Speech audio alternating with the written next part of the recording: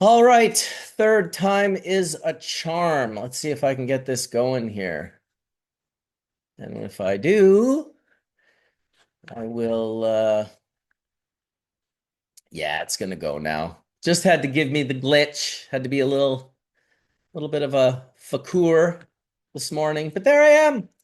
All right, so I will quickly send out this link to the people in the wrong room, which will be great because that's a bummer. But hey, I'm just glad it's going to work out. I would love to shout out our sponsors here before I let anyone in.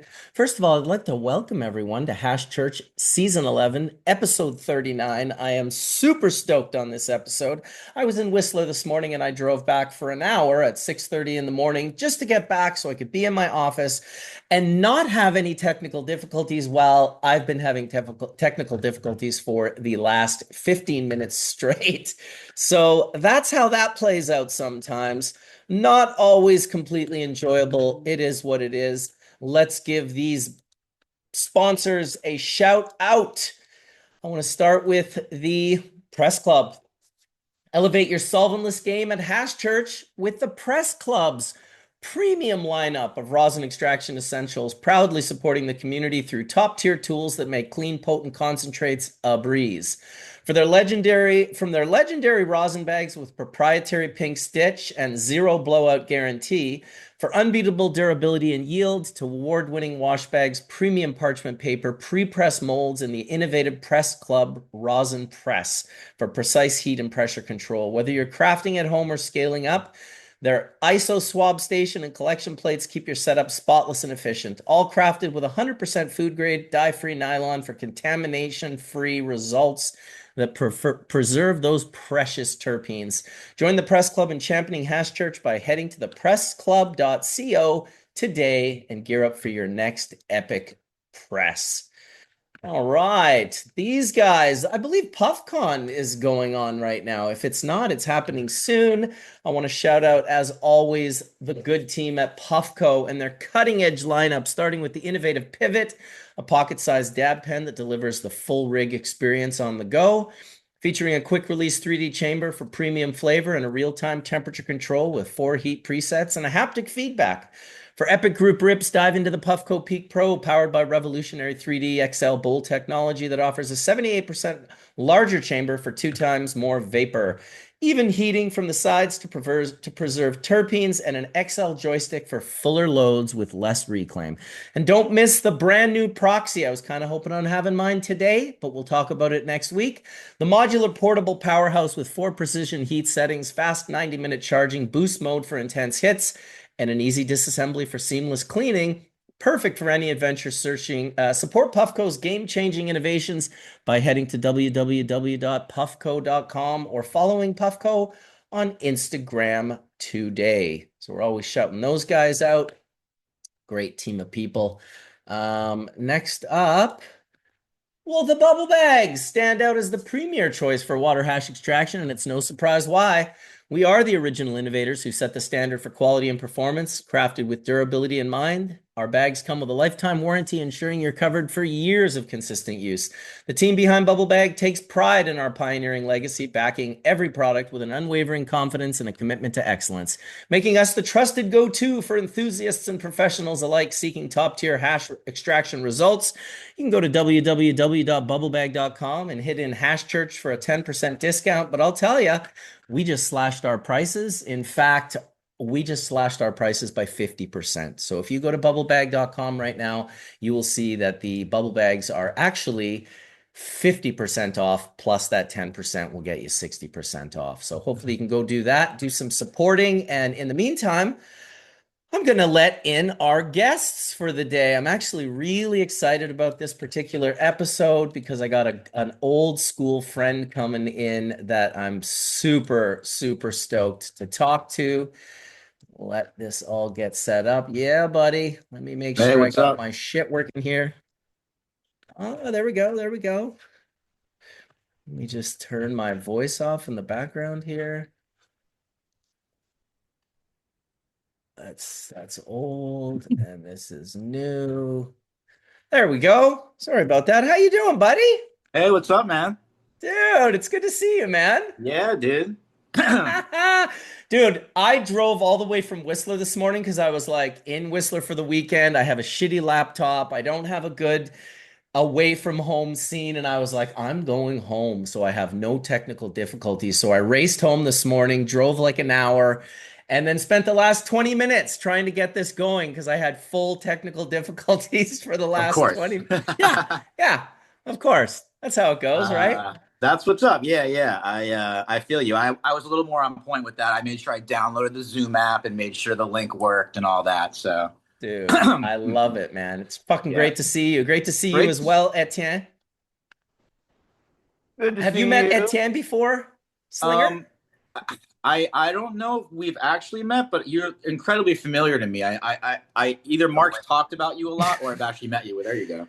Dude, Etienne So I is he's your people for sure. Yeah, Hell Etienne yeah. started the Berkeley Patients Group. He's a veteran. He's got this incredible I could blow smoke up this guy's ass for the next like 40 minutes straight. He's a huge collector, a massive puffer, just a supporter of all things Slinger and all things cannabis. So good Wow. that you guys are Honored. meeting. Thank you. That you're is in my fucking collection. beautiful, by the way. This is how old it is, right? Yeah, totally, totally. Get some Appreciated you updates. for a long time, so I'm proud to have at least a piece in your collection. And we Yeah, I got my homie appreciate that. Colin in the room as well. He's over on the East Coast on your side of things, Vessel Life Nice. Science. Known him for 25 plus years on the overgrow and cannabis world, and he's kind of been around really since day one that I've been doing this. So he's been around for a lot of the story, so I'm sure he's super stoked. I didn't want to invite too many people in today, but I thought Colin and Etienne would be perfect support Cool, cool. people for our conversation. So they are here with us today. Welcome, Yeah, and I Colin. got roots in Philly too, Slinger. Like I spent a lot of time with Hippie West and the FDR crew. I built a lot of the stuff at Nice. FDR, and Hell yeah. Yeah. I used to have a lot. I spent a lot of time in Philly just coming up. So Nice. Yeah, I remember meeting you. I'm Yeah, originally from New York, but I've been living in Philly since 2007. So yeah, I remember meeting you at a party after a show at I think the Electric Factory. oh, Yeah, okay. just we met at like some party. It was in passing kind of thing. We talked.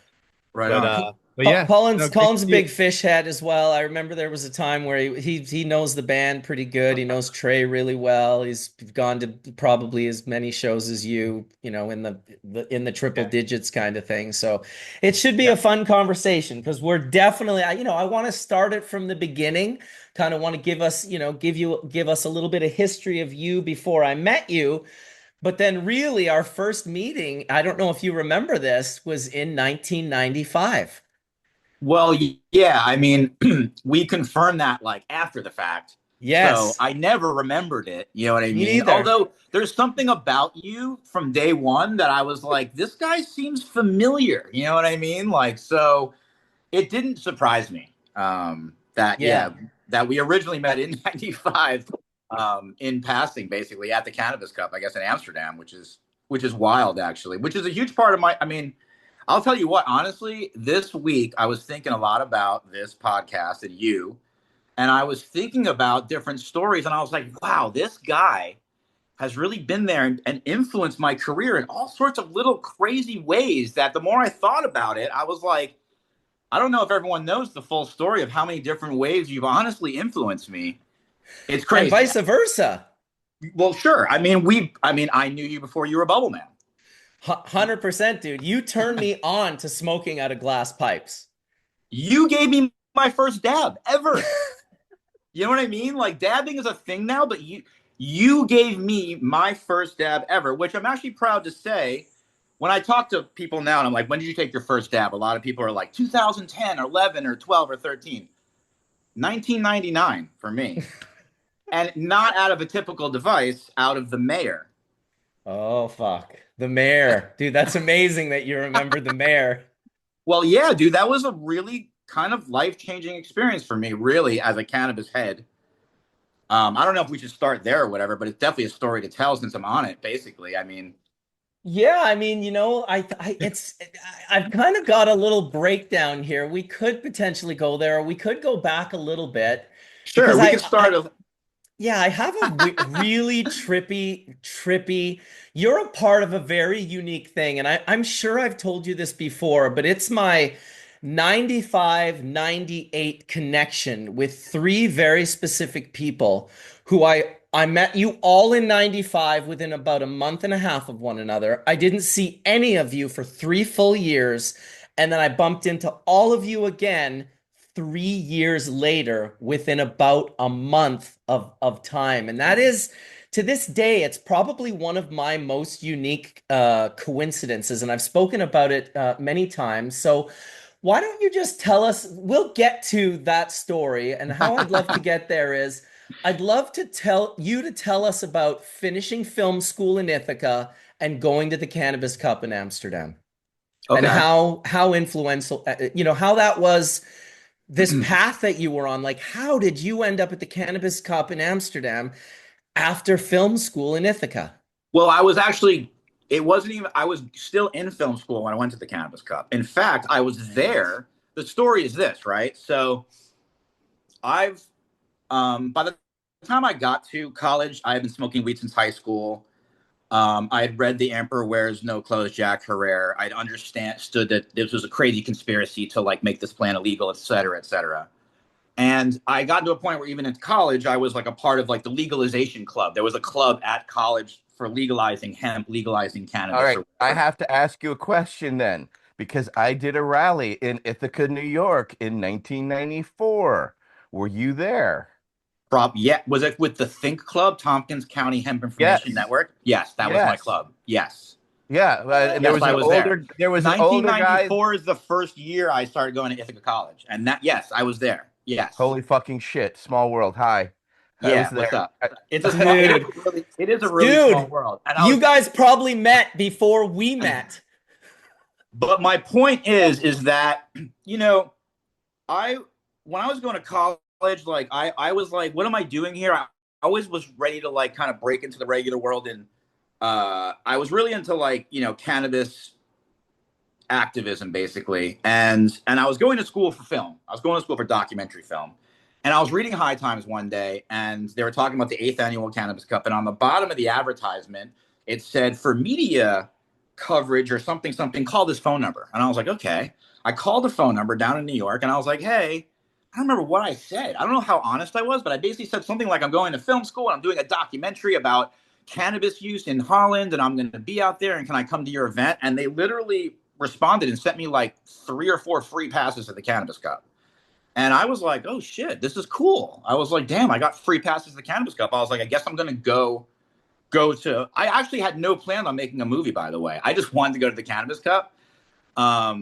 So, I told a bunch of my friends, I was like, hey, I got these free passes at the Cannabis Cup in Holland and Amsterdam. And a whole bunch of my friends wanted to go. 9 people ended up deciding they wanted to come with me and we were going to make a documentary or some kind of film about cannabis there. And so one of my friends was like, his dad was a travel agent. I remember even how much the tickets were, $300 round trip, actually, to Amsterdam. And so we went there, and we hung out for a whole nother week after the Cannabis Cup, and we had a crazy time, and we filmed all sorts of stuff. But when I got back, I had like tons of footage of like people's feet, and like we were just, I didn't know what I was doing, and I literally went there more for an experience than to make a film. So at the end of the day, I actually never made any movie at all. It was kind of my excuse to go there and experience it, which was a crazy experience for me. I mean, I actually ended up meeting that dude Jason Harris, who had some Bob Snodgrass marbles, and I think that was some of the first time I ever saw Bob Snodgrass marbles. And I met you, and I met tons of different people. I smoked in a coffee shop in Amsterdam and got to experience what it was like to like not worry about smoking cannabis, which was the first time in my life that happened. I was literally 21 years old. There were some guys from Colorado selling glass. I bought a glass piece off them. There was like a bunch of energy happening there. I mean, it was also an interesting event for me because I was a young college student activist style person, and I actually thought High Times was a very activist minded magazine. And then I got there and I realized how much of a like business it was, all the people that were there as part of the cannabis hemp business. And I realized they were there trying to like basically kind of like legalize cannabis, but they had like business interests behind that, which nothing wrong with that. But I was young and trying to understand this whole world. And to be honest with you, I met a couple young ladies from BC, from Vancouver.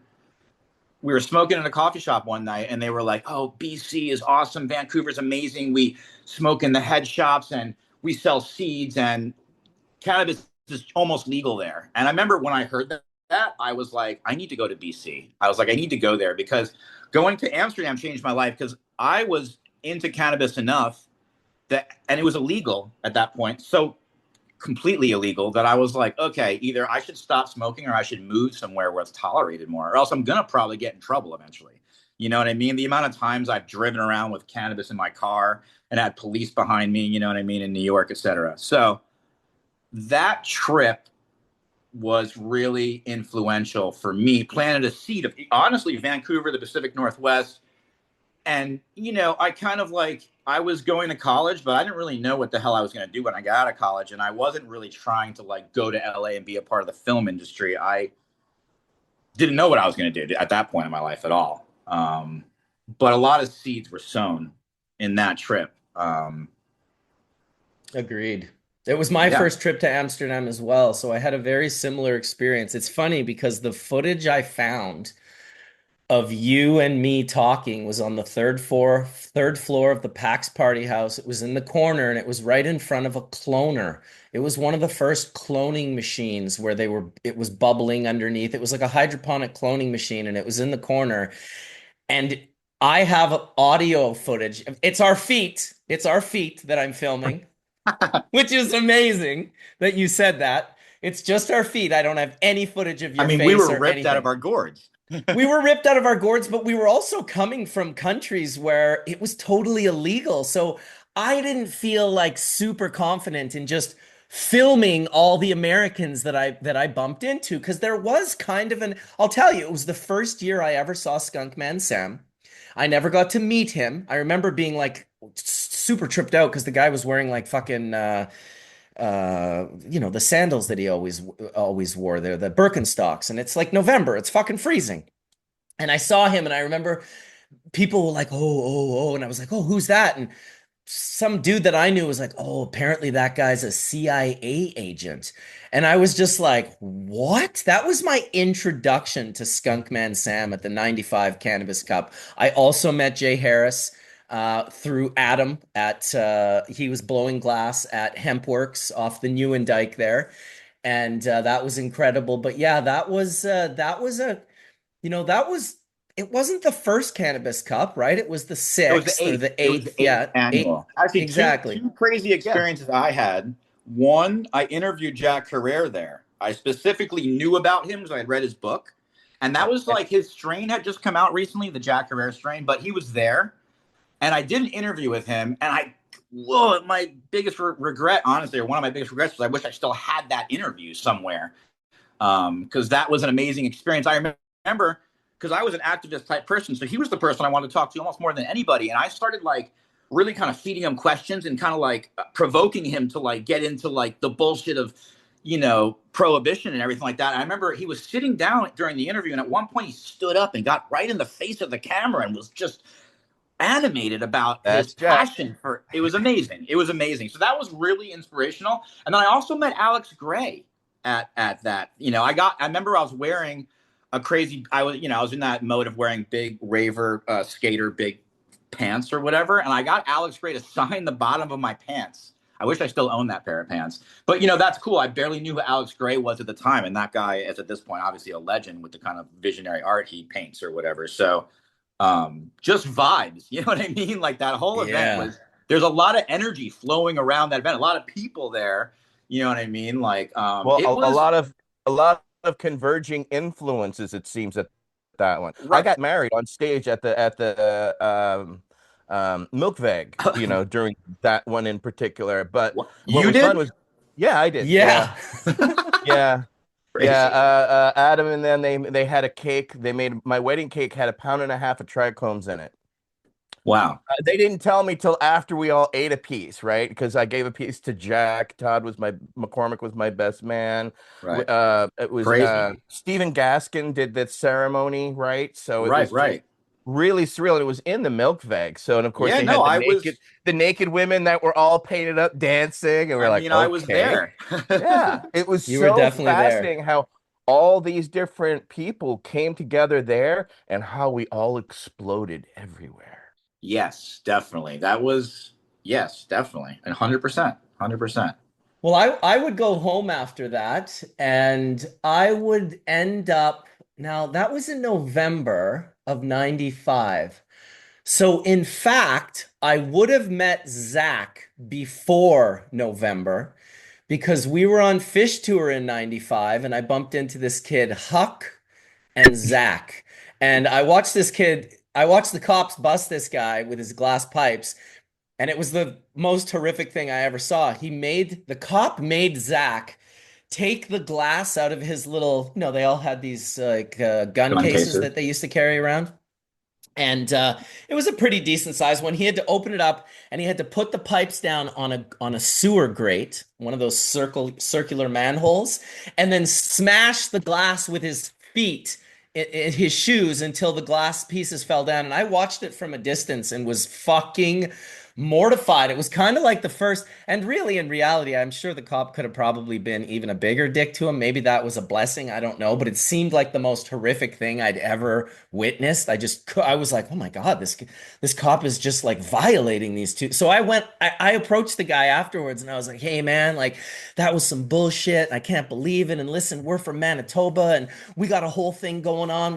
We're doing some glass, but it's importing, and maybe you could come blow glass in Manitoba. And just these fucking delusional utopian fucking hippie fish head nut bars, me included, thinking I found a couple Americans I'm gonna bring home with me. And they followed me in a snowstorm and they lost me. And I was like, I'll tell you, the same way Slinger said that about me, I felt the exact same way about Zach. I felt like he was a brother from another mother. I don't know why I had such a connection with him, but I wouldn't see him again for 3 more years. That the guy that I just randomly met on Fish Tour, and it's always Fish Tour for some reason. And in 1998, which is the last time I went to the U.S. Truly, this is the last time I was in America, and I remember kind Wait, of have you not come since? no, Oh, I thought maybe you had once or twice or something. No, yeah, no. I've seen you post that maybe you were going to. I don't know if you were just teasing I me. tried to go to Portland last year and got denied at the border. They were like, "Where's your waiver?" I'm like, "I don't have a waiver." He's like, "Oh man, you got to get a waiver." So I've applied for a waiver, and hopefully Okay, we'll all be at a fish show here in the next 6 months or something. But right on. that was wild, meeting Zach, meeting you. I simultaneously met this kid, Steve, who we called Smiley Steve. He was just the nicest, happiest fucking guy. I met him in Amsterdam. He had his own place. I went to his grow in 95, the same year I met you and Jay Harris and Adam and all these people. I met him as well. And once again, did not see him for 3 years. And it wasn't until 98 on my way to the gorge, which was super random. I hadn't gone to the US in a while. And I just was like, I had just cut my hair. And I'm pretty sure I had already been busted. I can't remember if I had or not.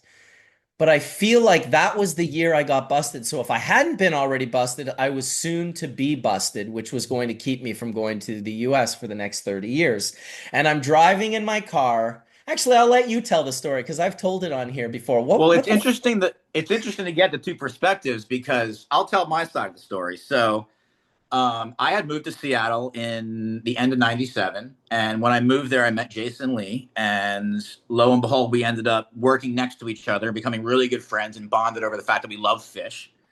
And so, next thing you know, we were just jamming shows, blowing glass, going, let's just make a pile of glass and go on fish tour together. So here comes summer '98, and we're like, all right, let's go on fish tour. Now, at this point, I don't think I even had a driver's license, and Jason definitely didn't have a driver's license. And I think at that our plan was Jason's girlfriend at the time had a van, and we were going to go on tour with her. So we went to the first show was in Portland, Oregon, raged that show, got in her van, started driving to the gorge, and somewhere on the way to the gorge, a few hours away, we broke down. And we pulled into like the parking lot of like a fast food place right off the highway. And it was three of us. And I've had a lot of experience hitchhiking before.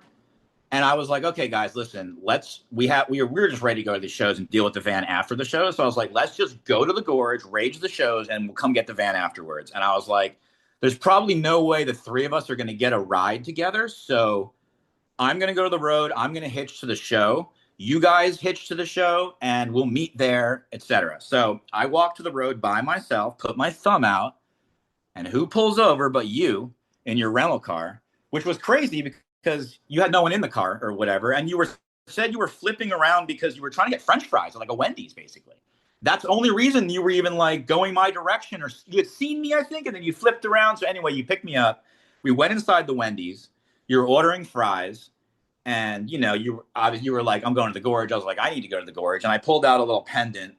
It had an Ohm symbol in it. And I gave it to you. And I was like, hey, man, thank you so much for like picking me up. I was so stoked, like happy to share something with you. And I was like, hey, I got two more friends in the parking lot who also need a ride.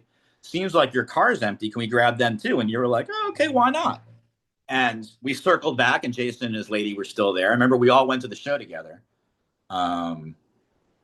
Yeah, and that's crazy, honestly. And I'll tell you what, I've been listening to those shows this week, and they're some of the most insane Fish shows ever. Like they're insane, like nuts, like so good. The reason I love Fish is like a show like that. And yeah, that was I'm pretty sure I gave you a hit of ecstasy there. You did.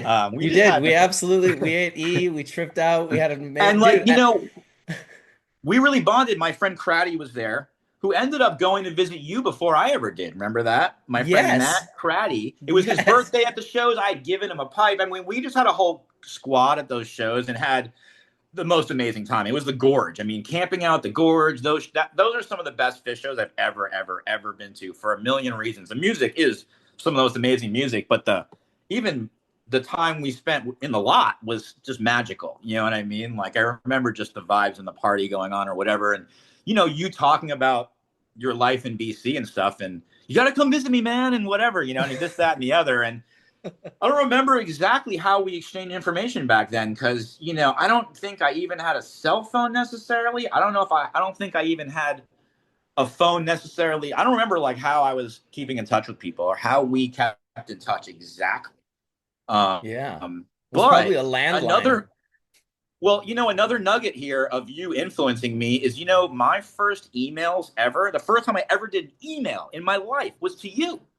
That's crazy, dude. You're the one who got me to sign up for email accounts. So now after these shows, I'm back in Seattle and you and I are keeping in touch. I think we had talked on the phone a little bit somehow, but talking on the phone from Canada to New York was super expensive. Whichever way you did it, even on a cell phone, it wasn't like it wasn't a universal plan. It was super expensive. So you were like, hey, dude, like you do email? You have a computer? You were like, sign up for an email account. We can talk on email, basically. And I was living in Seattle. I remember at the time I was living in my own apartment. I didn't even have my own phone line. I shared a phone line with my neighbors, three ladies who worked at an internet cafe. And you could go in there and if you bought a coffee, you got 20 minutes free internet. But because I was friends with them, I could use the internet as much as I wanted to. And I would go there and I would email you. And I think maybe you even got me to use Messenger at that point. I might have been the first time using Messenger, and we would actually chat on like Hotmail Messenger. I had a Hotmail account. That was my first account. It was a Hotmail account, and I would chat with you. And then you were like, hey, I want to buy some glass off you.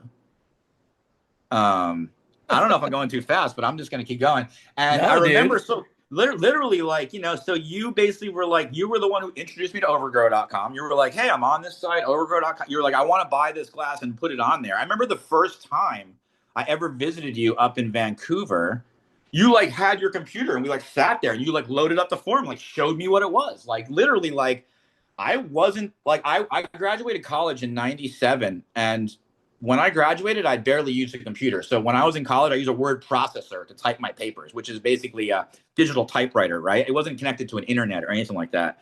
I used the internet in the library in college only once ever. And it was to try to order seeds from Mark Emery, to be honest with you. Whole other story. That's that awesome. Was one of my, after the Cannabis Cup, I was like, oh, this guy Hemp BC, they sell seeds or whatever, right? That was my only experience with the internet. And then I'm making pipes and I moved to Seattle. And I meet you and I'm trying to keep in touch with you, and you're like, yo, get on the internet, messenger, emails. You're like overgrow.com to forum or whatever. And you were the first person like selling my glass on the internet. And you encouraged me. You're like, hey, you should like get on this forum. And I got on that forum, and that's when I became Marble Slinger.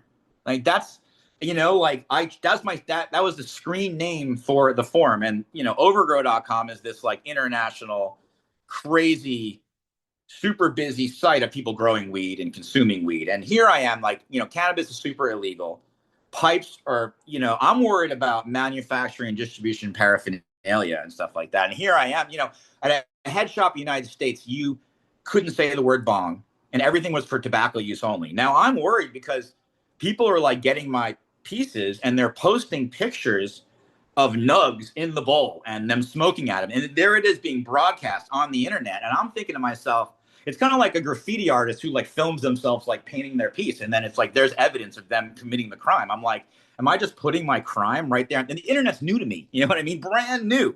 And I'm like, holy shit, am I like just televising my crime to like any moment? I'm like, we ended up in a court of law and they were like, hey, you're manufacturing distribution paraphernalia for drugs. I would say, no, it's for tobacco use only. And they'd just pull up overgrow.com and be like, oh, actually, here's the evidence right here, So I'm saying all that to paint a picture, but partly that's why I chose the name Marble Slinger. It was my like feeble attempt at being like, no, I make marbles. I don't make pipes. Like, no, that's not my main gig. Like, I'm a marble slinger. Like, I make marbles. And I guess I did make a pipe or two here and there, but I'm not like a pipe factory. Well, hold which on a wasn't second. the So, truth. how did you decide on marbles? I mean, there's all kinds of things that are made with glass. You could have been Well, cup slinger. You could have been plate I'll tell you slinger. why. It's pretty simple. Pretty simple. So I started blowing glass in upstate New York, and it started in the spring of '97. And I moved to Seattle in December of '97. When I was in upstate New York blowing glass, there was barely any glass blowers and tons of college kids. So I would make spoons and sell them to kids all day long for like $25, and I could like make a great living. Didn't have to work my job at a restaurant. When I moved to Seattle, I didn't know any college kids or any customers, and there was a ton of glass blowers around me, and they were all better than me. And they were making cooler spoons and cooler pipes than me. And so people would come by our studio trying to like buy stuff, and there was Jason Lee and Ezra and all these guys making these amazing pipes that I was less experienced with them, not making as cool of a pipe. So I had to survive, and I didn't want to get a job. So I actually started making these little implosion pendants because they were fun and quick, and I could charge 25 or 30 bucks for them. And then those pendants evolved into marbles. And so it kind of became a side gig, like a little thing I was just kind of doing organically. Like we made marbles to put them on the pipes. So I'd make them to wear as a pendant or just as a marble. And people were buying them. Like, in other words, these guys would come by the studio to check out everyone's pipes. And I have pipes too, but my marbles and pendants would be there. And it was an inexpensive thing that people could buy, and et cetera. And I actually started getting orders for them and stuff like that to like distributors. So it became like a little bit of a thing that sort of happened organically. So yeah, that's kind of like why it was sort of an easy form to make as a beginner. When I met Mark in 1998, I only been blowing glass for 1 year. 1 year. And I became a professional glass blower after like 6 months of turning a torch on. Like, so I was an amateur. Even though I was professional and I made a living off it, I was a total amateur. Can you tell a little bit of the story on how you guys all ended up in Bellingham and the Ezra Herbert Arnold sort of connection? Because I feel like that's an important aspect of how it all went down.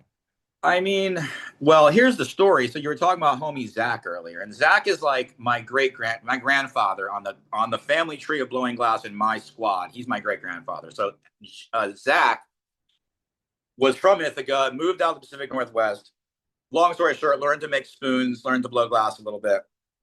And he taught a few of the other guys from back in Ithaca, one of them being this guy, Ezra. And Ezra's the first guy I ever saw blow glass. Ezra was a dude that was really connected with the weed scene in Ithaca. And I was a college kid looking to buy quarter pounds and half pounds and pounds of weed to sell to other kids. So that's how I knew Ezra. He was like my weed connection. And then one day I went to his house and he's in his garage and he's blowing glass. And I was like, holy shit, this is so cool. I never seen anyone do it or anything like that. So Ezra was my first person I ever saw doing it. And then he moved out to Idaho and started growing weed there and got busted by like the feds or some shit. And so he moved to Oregon because his parents were there, and he was like trying to figure what he was doing basically. And when he went to Oregon, he met Jason and Marcel and Clinton and Ham and Pedro and all these guys. And they all bonded over Blowing Glass. And then Ezra was trying to like kind of quote unquote go straight. So he decided to go to the Seattle Art Institute to go to school, to get a degree of some sort in art or whatever. So Ezra moved up to Seattle. Those guys followed him basically. And Ezra, at that point, I was going to school, and Ezra would send me his pieces and some of those guys' pieces to sell. And I was like selling their glass. And then one of the other guys that my friend Zach had taught to blow glass, Pat Kiefer, had come back to Ithaca, needed a place to work. Me and Derek were living in this house growing weed, invited him over. We're like, bada bing, bada boom, we're growing weed. You can live here. Set up a little glass blowing studio in our side room in our kitchen. And that was it. We kind of like apprenticed with this dude, Pat Kiefer. And at the end of 97, Ezra invited us out to Seattle to visit. And like, that's basically how I went out there. I went out there and met all those heady dudes and was like, holy shit, this is the sickest glass I've ever seen. And Ezra's like, yo, I'm going to get a warehouse together and there'll be plenty of room for you guys to blow glass. You want to move out here. And so that was it. We packed our shit up and moved there. That's incredible, dude. That is a massive inspiration, because us meeting each other, that's a part of it for sure.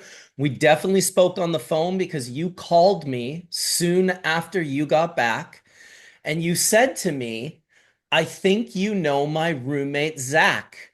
And I was like, I don't know, dude. And he's like, no, apparently you met him on Fish Tour. And I was like, dude, listen, at that point in time, I had probably seen maybe 12 Fish shows.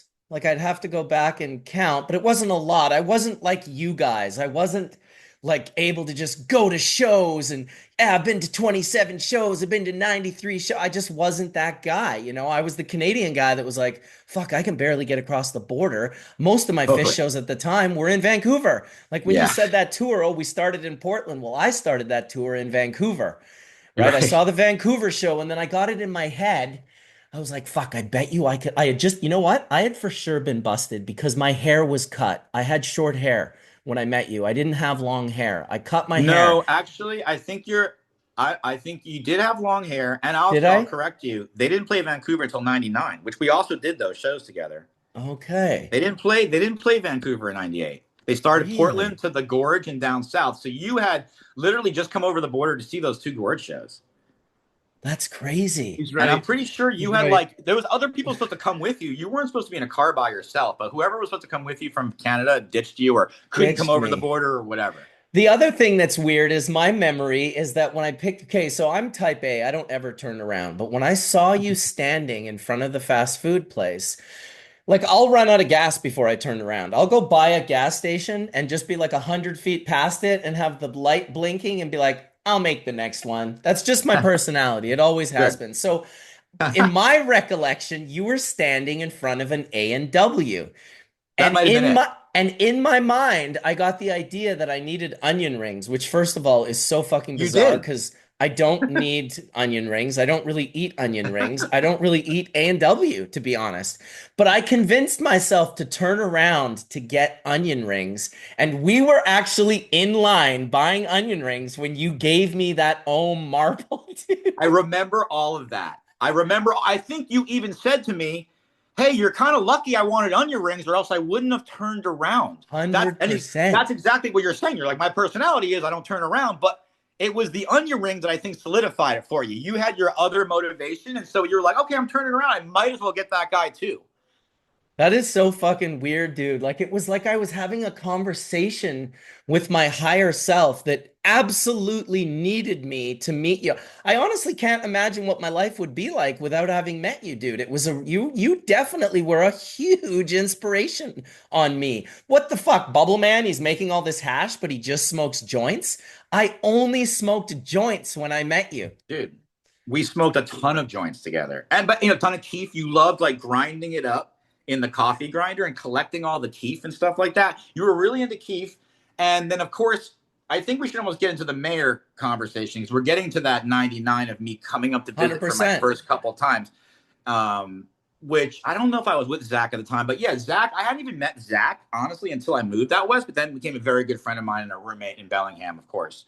But yeah, we started coming up to visit you, which was honestly, to me, like it was a magical place. Coming up to Vancouver was the most beautiful, magical. I just loved it up there. I knew I was going to live up there at some point because I just loved it on so many levels, like the people and the place and the mountains and the ocean and the city. Just an absolutely gorgeous, amazing, amazing place or whatever. But yeah, coming to visit, and you would always just there was I don't know, you were like I just looked up to you. You knew a lot about cannabis to a whole other level. One thing I want to point out that I was thinking about this week, I never heard anyone use the term terps, terpenoids, or terpenes until I met you. You're the first person that used those terms around me, and I remember you explaining them in more of a scientific way. And then it wasn't a decade plus, 15 years later, that all of a sudden I'm in the States and people are starting to use those terms regularly, and I'm like, holy shit, you were ahead of your time, my man. But I'm saying, I went up there and you showed me like oil, like cherry oil, amber oil, like that blew me away. I had never seen hash oil as a stoner, and you gave me my first dab. And do you want to describe what the mayor is exactly? Yeah, I mean, I gotta shout out the boys, the Holy Smokes from Nelson, BC, the Kootenays. This was a huge inspiration for me. Probably almost 10 years before I met Slinger, I was lucky enough in the early 90s to go on a tour with my hemp partners, Martin and John Gio. And we went to the Kootenays and we met the Holy Smokes guys. And that was Paul DeFelice. That was Alan Middlemiss, who would end up moving back to Manitoba and becoming a part of our Manitoba Hemp Alliance and getting hemp growing legally, etc. Um, and that all sort of would play out over time.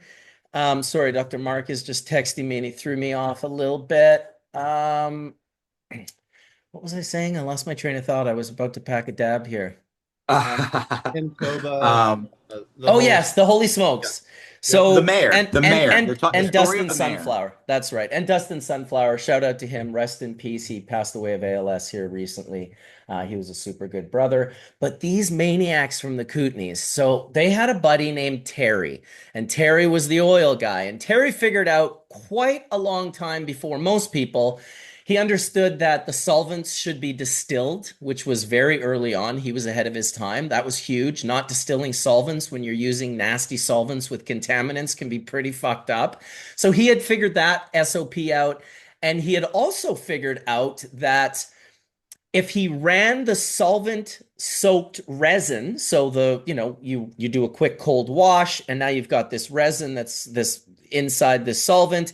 If you ran that through activated charcoal, you could remove the black and green color, and the first color you would get to would be cherry. And if you kept doing it, you could get to gold or honey, amber, whatever you want to call it. But it would be a massive loss, at least how he was doing his extraction at the time. He was losing like 10 grams of cherry oil to get 1 gram of honey oil. But he had figured this process out. These guys came out, they were full-blown maniacs, like psychonauts, right? These were the guys that would do like mop-up acid trips where, a mop-up acid trip is when you've bought your crystal gram, you've turned it into liquid, and all the little tools that you use, there's these little bottles that you'll be using. They would wash orange juice through all the tools at the end of turning the gram into like 10,000 hits, and you could turn it into liquid, and then you could put that liquid on paper if that's what you chose to do. Anyway, they would do mop up psychedelic trips where they were just like sharing a glass of orange juice with like 200 hits of LSD in it, right? So these guys were on another level. I was young. These were some of my earliest mentors.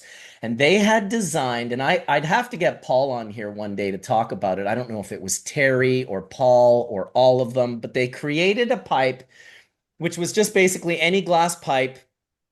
Back at that time, it was almost guaranteed imported from China, or maybe Eastern Europe somewhere. But, not a lot of North Americans making glass in the early 90s for glass pipes. So we had these glass pipes, and it had actually the glass pipe had a tube coming out of it. And that tube would go into a glass bell. And that glass bell would sit just how you would think over top of a propane acetylene torch that had a spoon clamped to the top of it and then bent over the flame. So the spoon was clamped. Yeah, it was so fucking ghetto, Dr. Mark. The chemist comes in for this shit. Hey, he's just laughing at us. So No, this is great. this was called the Mayor of Nelson, and these guys. Now, first of all, we did not have a temp tech or a terp.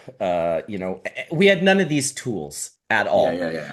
And so But did you have a mayor in town? Is what people were. Why the mayor? Why was it called the mayor? They just called it the mayor because there was a mayor in the Kootenays. They would 'Cause it have to tell ruled. that part of the story, but yeah, dude, it was insane, bro. Like you have to understand, anyone like us that came across this thing, it was like, oh, Well, it was like chasing the dragon. It was kind of like yeah. food chasing. It When was I did the it with Epiphany you, we didn't even piece. have a glass apparatus at all. I think we did it a couple different ways. One, we took a pen and took out the ink part and the end and Yes. just with a tube, and we would basically turn on the torch, heat. I'm talking like a spoon from your kitchen that you eat soup with. We would get that random spoon red hot. When the spoon wasn't glowing, you drop your blob. I forgot what we called it. You drop your glob on there, and when it smoked up, you tried to suck it up like that. I think eventually, I would take a chillum or something like that. We'd use like a glass chillum. That was like, and then that was insane. I'll tell you what, the very first time I smoked that was with you up in BC. It blew my face off. I was so part of the reason I think is I coughed so hard because it was such a harsh hit. Like I remember coughing and coughing. 1100 degrees. Yeah. But I felt like I was on a psychedelic. And honestly, I loved it. Like I was one of those people that smoked weed all day. I had a huge tolerance for THC. And I was always looking to see if I could get a little more psychedelic off. And here you were showing me in this package how I had to bring that back to the United States. I remember, I don't think it was that trip, but at some point I came up there and I got a gram off you and I smuggled it over the border back to Washington State. And I went right to Bellingham, right to like Marcel's shop and a bunch of different people. And I was like, yo, you got to check this out. I was like, we got to make something cool to smoke out of it. We need to make like a better device that filters through water. Like, let's go. Like we would be in the glass studio. I was with Marcel and you know what I mean? Right away, we were coming up with like some kind of like an air bong where, it was like it had the right seal so you could have water and it wouldn't spill out and you could have a bell and you could just, hover it over there. But that changed it for me. To be honest with you, too, further that story, I ended up smuggling like an ounce of that oil over the border right before I went on fish tour in '99. And and I took that shit. That the other way that Mark taught me how to smoke it was off a hot coal that you use in a hookah. So I would be on the lawn at a fish show. And I would have a soda can. I'd turn the soda can upside down and I'd take a hookah coal and I'd get it hot and get it burning. And then I'd sit there with a little glass one hitter, dropping globs and smoking globs off this hot coal. And I think a lot of people thought I was smoking heroin, to be honest with you, because I was offering it to a lot of people that did not want anything to do with it. But that was epic. And if I can throw crazier part to the story, while I was on fish tour in '99, smoking globs off coals on the lawn at various fish shows, mostly on the East Coast, on the West Coast as well. I had a cell phone at the time. It was one of my first cell phone ever. And Mark, you called me on the phone while I was on fish tour, and you were like, "Hey, I did it. I did it." And I don't remember exactly what you said to me after that, but what you had done is started making water hash, is what you had done. And you were sort of explaining it to me. You had this organic way of making hash, basically, better than the dabs. Like, forget about the oil, you were basically saying to me. You had something new. And I was taking liquid acid every single show. So I was like, oh, cool, dude. You know what I mean? Can't wait to be back there. I was fun. Yeah, I was a spunion. Totally. But I still registered what you said. And then, of course, randomly finally made my way back up to BC to visit you. And, you showed me water hash for the first time. And holy shit. Fuck, that's unbelievable, dude. And it's funny when you say I grabbed a gram and I brought it back because, and then you started naming the people you smoked it with. I still have the double bubbler straw that Jason Lee made. It was like an orange one with a funnel on the bottom. I actually just went to look for it when you mentioned it, but I got Where so many glass pipes in this box that I don't want to rush I mean, through I it. helped But you engineer that trade with Marcel. Like Marcel was one of the first people to start making these like really crazy sculptural intense pieces that he wanted like a few $1,000s for, which at the time was like, whoa, a few $1,000s, dude. Like who spends that much on glass? Like it was a new thing. And I showed you some of those pieces, or I brought him up and you were enamored with them. You were like, oh my God, like I want this, but I don't want to spend money, but I've got this hash, you know what I mean? And bada bing, bada boom. no, it was I remember incredible, dude. I ended up, listen, he brought that pipe up, the big dolphin octopus madness like number pipe. one. Number one of 1999. He made three pipes in 99. I got one in three, and two, I believe, was raffled off at the Weed Festival in Oregon. I believe you're correct. Yeah, yeah. The those what's his name? Condi?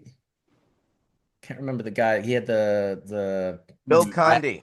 yeah, Condi. I think it was Bill Conde. I Yeah, think it was on Bill's property. yeah, he was a farmer, redwood farmer who created hemp plywood. Right. Exactly.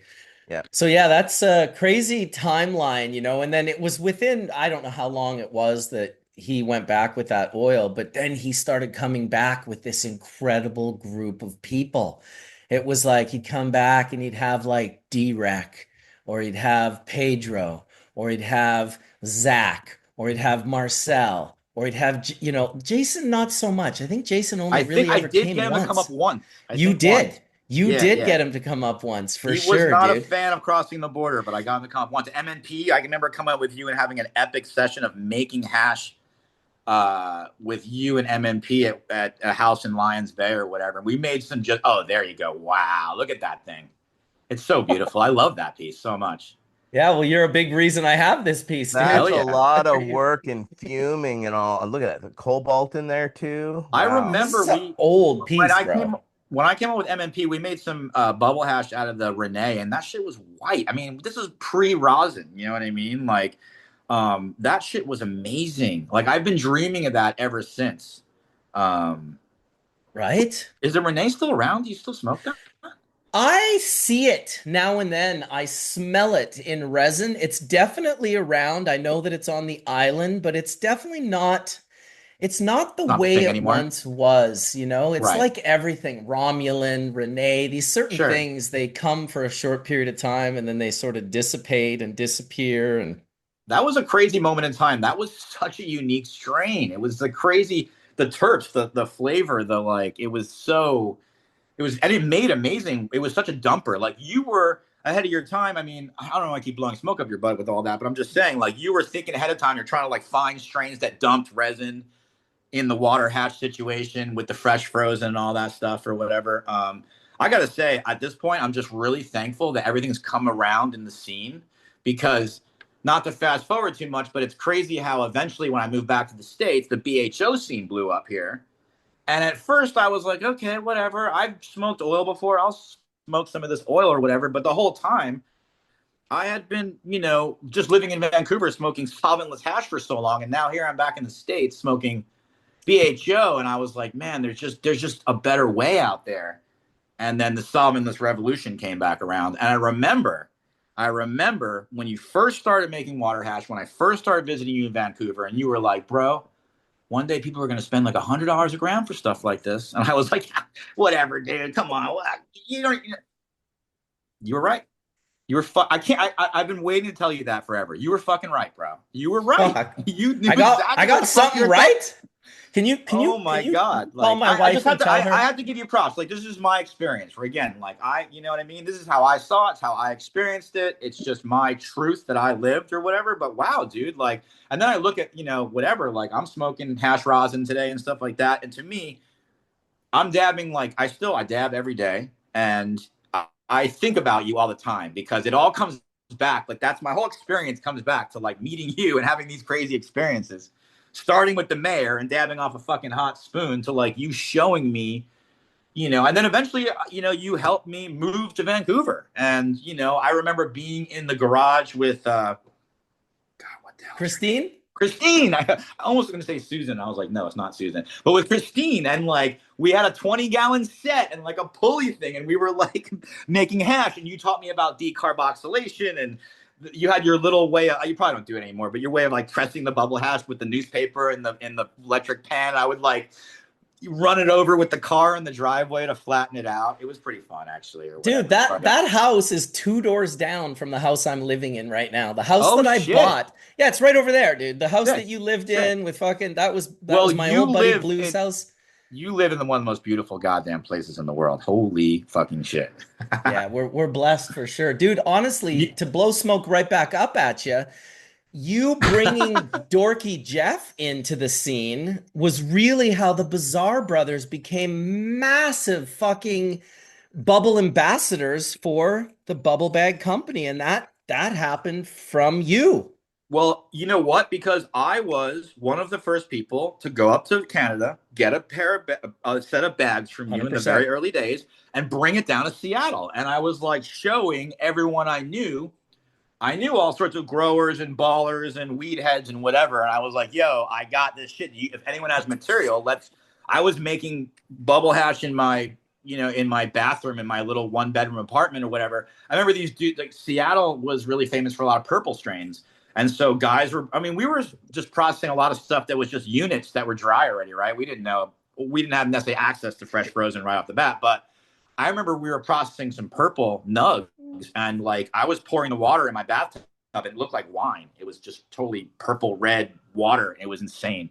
But I was turning a bunch of people onto it. And the Bizarre Brother homies, one of the dudes, Space, I knew him because RIP my homie Space, because he was working and living at this hydroponic store next to a studio I blew glass at in Seattle. We became friends. And I guess I had like come back from Vancouver and like introduced him to water hash and bubble hash at some point. And then fast forward to I moved back to the United States and I moved to Philadelphia, and him and I connected through social media or something like that.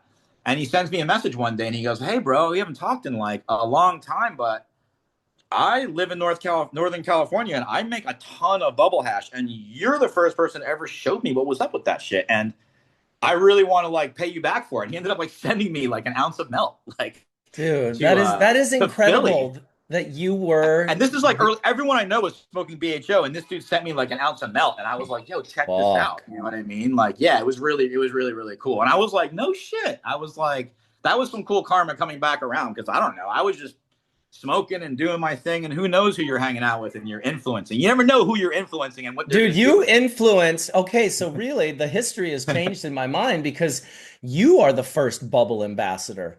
Because I will say truly that Space and Corpy were 2 of the first true bubble ambassadors, like designing large systems, just fucking coming up with the star rated system with Jeff, like having that little place, their little hash sort of cafe thing that they had going on. I mean, I can't believe that they're both gone, to be honest.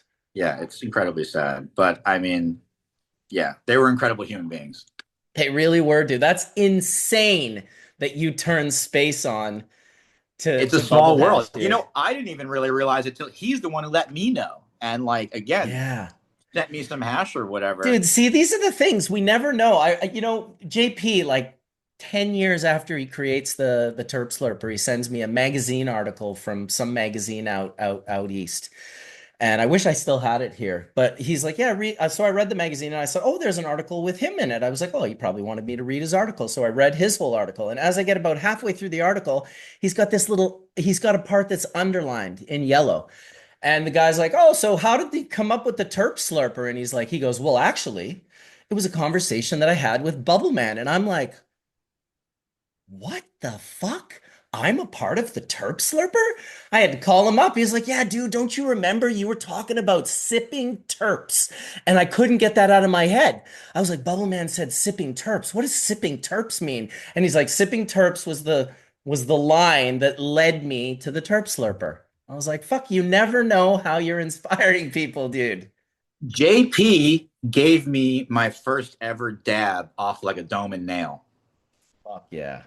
So like when I first moved to Philadelphia in 2007, after I just left Vancouver, he came down here and brought some crazy rig. And, you know, he basically invented with another guy, JC, the whole original, I think it was a Boro nail original before it was even quartz, because obviously it was something they could make in the studio, you know, with the like male joint and then the Boro nail and then the dome you'd put on top of it with the female or whatever. They gave me my first dab like that. You know what I mean? Like you gave me my first like dab of oil ever. But they gave me my first like the modern style dabbing where we've entered that realm in the like, you know, 2000s, late, you know, 2007 or whatever. Yeah. So it's all connected. It's all fucking connected. It's crazy. So we're lucky. We met, we linked up, we connected. You know, Ezra, Zach, all of these things pulling you to the West Coast. All of our love of fish intertwining and connecting everything, which is mental. And you end up moving up here. You're blowing glass. You meet Rat Dog, Brian Ratcliffe. You meet Jesse Hippo. I think it would be important to tell a little bit a bit of that story as well. So you blew glass next door here for a short period of time. How did you end up over with those guys?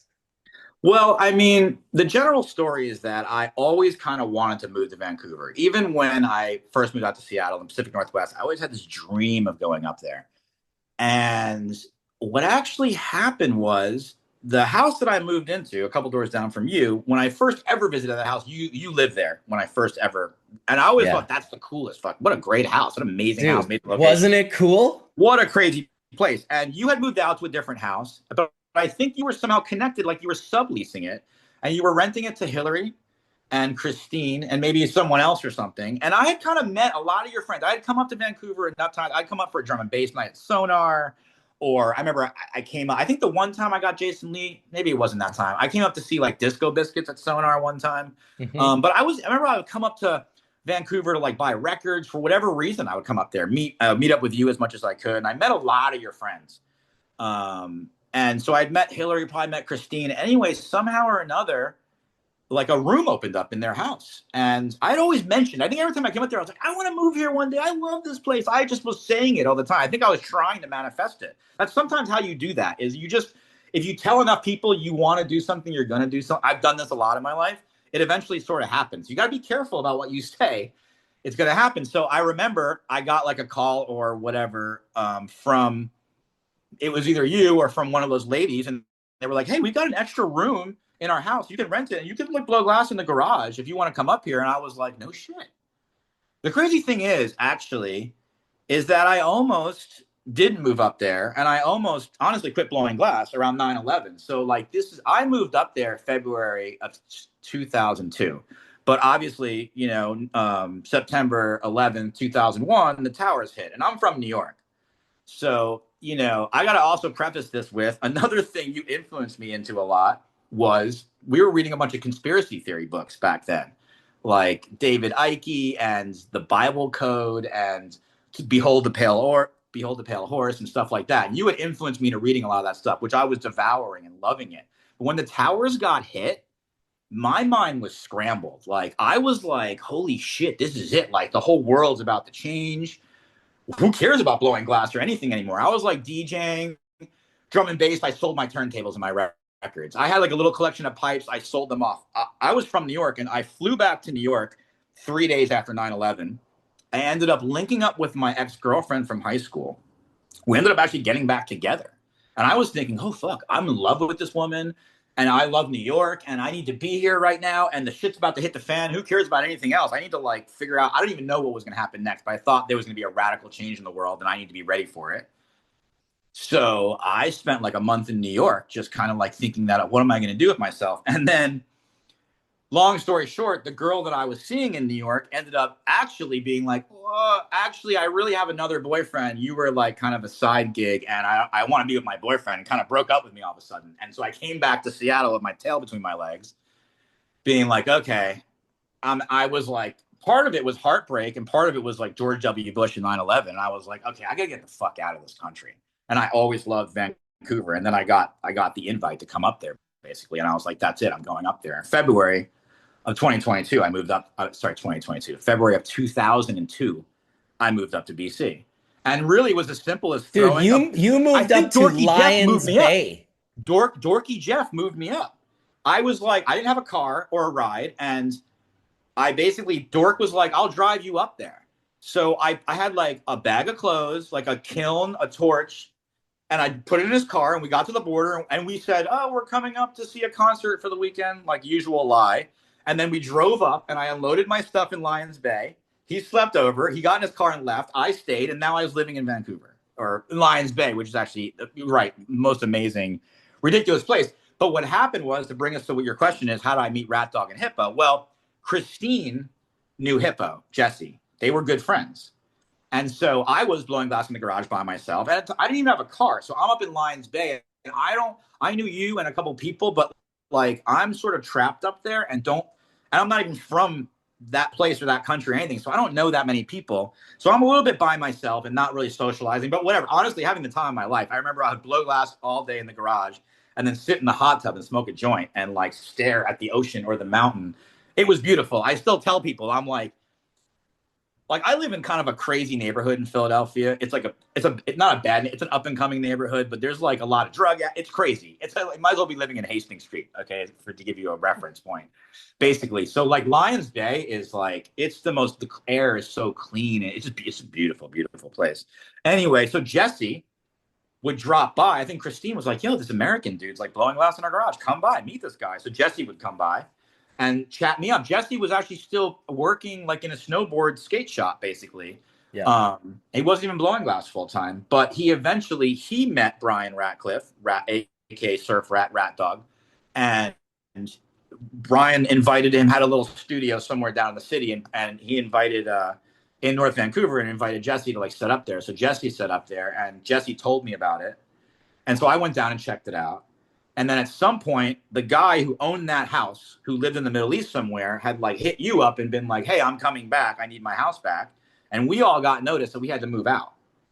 And so at that point, like that was my entry point into Vancouver. Like in order to take the leap of like, I live in Canada, Vancouver, like that invite is what gave me the courage and the like, okay, I'm going to do this. Now I'm up there. And I wasn't ready just to move back to the United States. You know what I mean? But it made sense to try to team up with some other glassblowers. I actually was pretty broke, didn't have a lot of money. At that point in my life, I didn't care about amassing money or think about it that much. I was way more into life experience, which, hey, led me to take a lot of great chances that put me in great places with great people. But I ended up going down to the city. Actually, it's crazy. We moved out of the house, and I basically went down to the city. And to be honest with you, I was more experienced than Brian and Jesse in terms of glass blowing. I had been blowing glass for longer, and I had worked with a whole bunch of crazy top artists and had privy to all sorts of techniques and information that they didn't know about. And 100%. I was going to say the same thing. I saw lots of room for improvement. But I saw they needed something, but I needed something. I needed a place to work. And to be honest with you, they didn't even have room for me in my shop. If you remember how that shop was, remember how I built my bench behind their bench? Yes. And I like piped my bench into their thing. I remember I was so New York about it because, okay, so, you know, Brian's from Colorado. I'm from New York, and I'm a little bit assertive, aggressive type person. If I want something, I'm going to like try to really bulldog my way in if I have to, right? I basically remember not even barely asking Brian if I think I was like, hey, can I work here? And he was like, I was like, I'm going to work here. And he was like, and I was like, I'm going to move in. And I just moved in. I kind of like forced my way in there. And to be honest with you, I was homeless when I first moved in here. I think I like moved into their shop. And then after I moved into their shop, we had to actually be out of that house. And I didn't know honestly, I had a hard time getting an apartment in Seattle, and I'm an American because I don't have proof of income. I make glass and I sell it. Like, how do you convince a landlord that you can pay your rent? You know what I mean? So here I am in Vancouver in another country.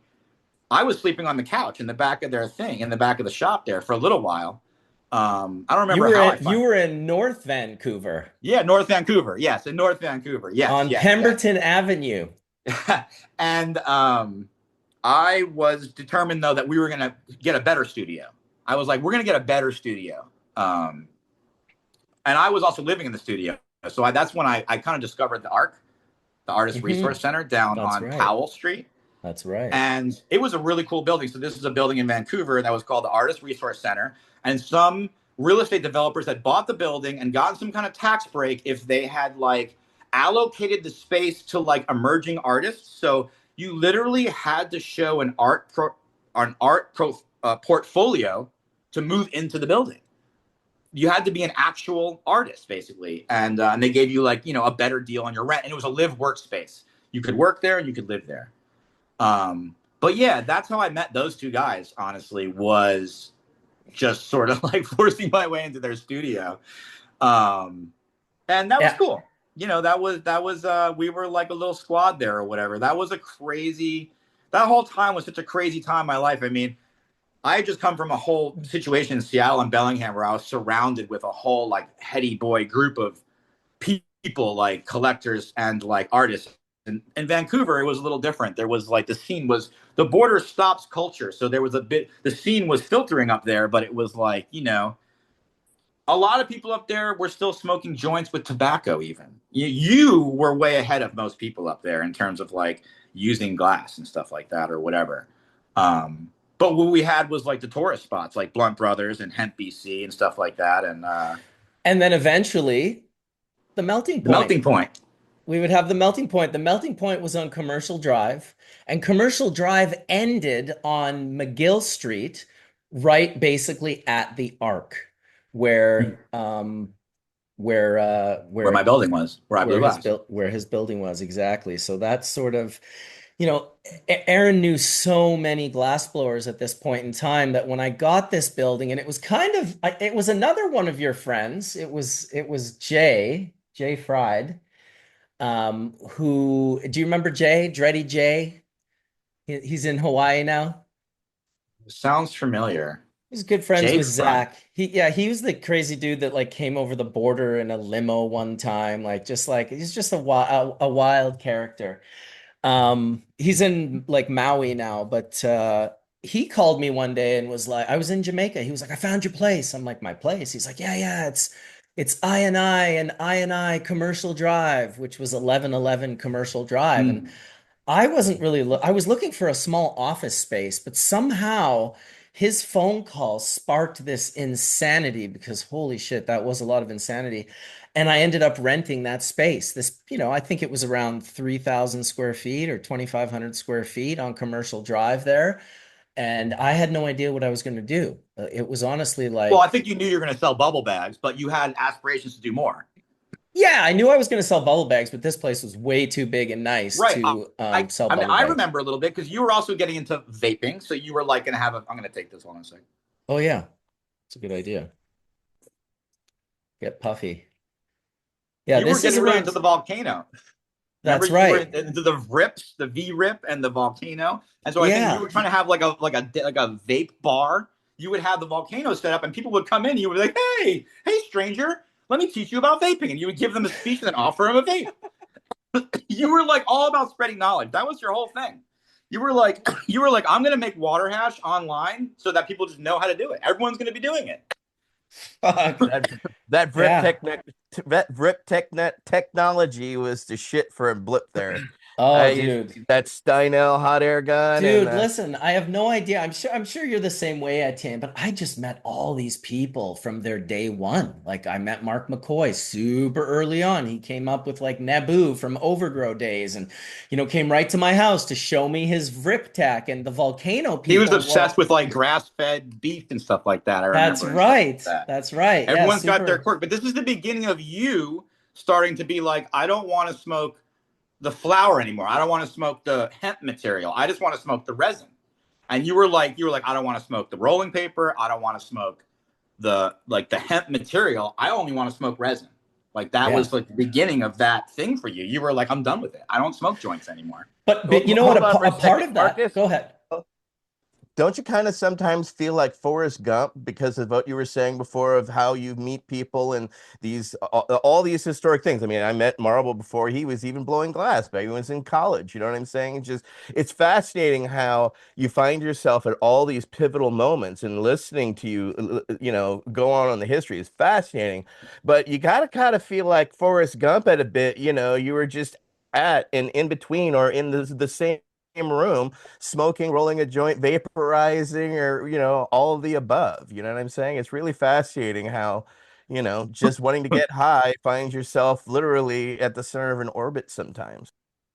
Yeah, it's been super trippy. There's no doubt about it. And there's been so many different people, so many different experiences, like I think the year the volcano came out, I was in Dortmund, Germany at an event. I knew no one. In fact, I remember that event very specifically because Mila's daughter came up to me at that event and she started to talk to me and she said, she said, full disclosure, I'm Mila's daughter. I said, oh, well, no problem. Welcome. And at that point, there was this really strong, aggressive energy between our two camps, which really was between me and Mila. And I get it. Like, she was pretty upset with me. And so her daughter came over and said, I just have to meet you because there's just no way you're as big of a monster as what we're talking about in my group over here. And I said, oh, well, okay, well, fuck yeah, let's have a talk. And I had a really awesome talk with her. It was like an hour long. And I remember right at the end of our talk, another girl came over and it was actually Marcus's stores, or is it Marcus Stores? And yeah, I believe it's Marcus Stores. One of the half of Stores in Bickle. His daughter came over to my booth right as I was ending the conversation with Mila's daughter, and I had brought some full melt Renee bubble hash to Germany, and I was puffing it in Dortmund at my booth, giving everyone dabs, and people were just like, "What the fuck?" They couldn't believe it because I'm not even home anymore. I'm now in fucking Germany, and I'm not even in a big city in Germany. I'm in like a small industrial, like not big city in the south. Basically, it wasn't safe. But she smelt this hash. Everyone smelt this hash, in fact. She came over. She said, my dad just invented a vaporizer. Would it be possible if we just got a little bit of what you were smoking? And I'll never forget it because the piece I had was longer than a pack of rolling papers. It was probably about that long, like a king size pack of rolling papers. And it was about the same thickness. So it was a chunk. Like it was probably 14 grams or 12 grams. And I broke it in half and gave her half. And I said, you know what? You need a very, very small amount. You go enjoy this. And that bought me the Canadian rights for the volcano. And that's why I had the volcano at my vapor Crazy. bar at the melting point. And if you remember, the vapor bar had a name. It was called the Inhalation Station for Yes. Yeah. Yeah. Vaporization. Yeah. Totally. Fuck. Totally, dude. Crazy dude. And then with all of them, with Mark McCoy, with Sean from Vapier, from that crazy dude in Horseshoe Bay who had the volatizer. Did you ever meet him? David I Wheeler. mean, probably. All I know is that in my time in Vancouver, I met a lot of crazy characters would come from all over the world to meet you and seek you out. And I would end up at your house or someplace down in the city, and we'd be having a session, and you'd be introducing me to all sorts of crazy characters. But also, this leads me to say that at the melting point, we did the Degenerate Art Show in 2004. That's the first time I ever used the term degenerate art. Yeah, that's You know what I incredible. mean? That was Yeah. a seed right there, and that was obviously inspired because in 2003 I just moved to Canada, so I'm living in Canada, but in the States they did that whole crackdown on the paraphernalia industry or whatever, the Operation Pipe Dreams, right? Yeah. So That you was your know, passion at the time, dude. You had a real passion about that. You were on the fence with this being very public and being very true and authentic to your art form, but at the same time being an American and being like, fuck, I don't want to go to jail like Tommy Chong. Like, I don't want to get busted for selling bongs. But yet you were, I'll say it in all honesty, we threw this art show together, but truly and really that was your baby. I had the space and I had some money and I had the ability to fund a lot of it, but you curated the entire show. You had personal relationships with every single glass blower. You picked and chose them. Like really, dude, that glass show was kind of the beginning of you like stepping into who you were going to be, not just a glass Definitely. blower, but a glass blower with authority. And you, dude, every single person there that came from Marcel to Ham to Amber Pellegrini, every glass blower came there and they saw what you were doing, dude. You put together an absolutely phenomenal, dude. We had cops at that event when we released it and opened it up to the public. Oh my God, dude, I'll never forget throwing that show with you, dude. That was incredible. I mean, I appreciate the opportunity, and the idea was to try to, if you want to call something art, you've got to put it in the context of art. So if it's only ever found in a head shop around things that are, borderline illegal or whatever, oh wow, got footage from the show. Then, you're always going to be like you're arguing in a court of law. I always imagine being in a court of law and trying to argue, have a lawyer, and trying to like give them the right information, arm them with the information that they could defend me, basically. And so this is the kind of stuff that I was like, okay, if we actually put the work in a gallery and have an art show, and if I'm in a court of law and I'm trying to tell the judge that, hey, I'm an artist, I have a defense for that to some extent. You know what I mean? If it walks like a duck, tucks like a duck, it's a duck. So let's apply that to art basically and like put it into that context or whatever. Yeah, there's like some cool. I've seen the footage of Hillary Black interviewing me on your back porch during this show, actually.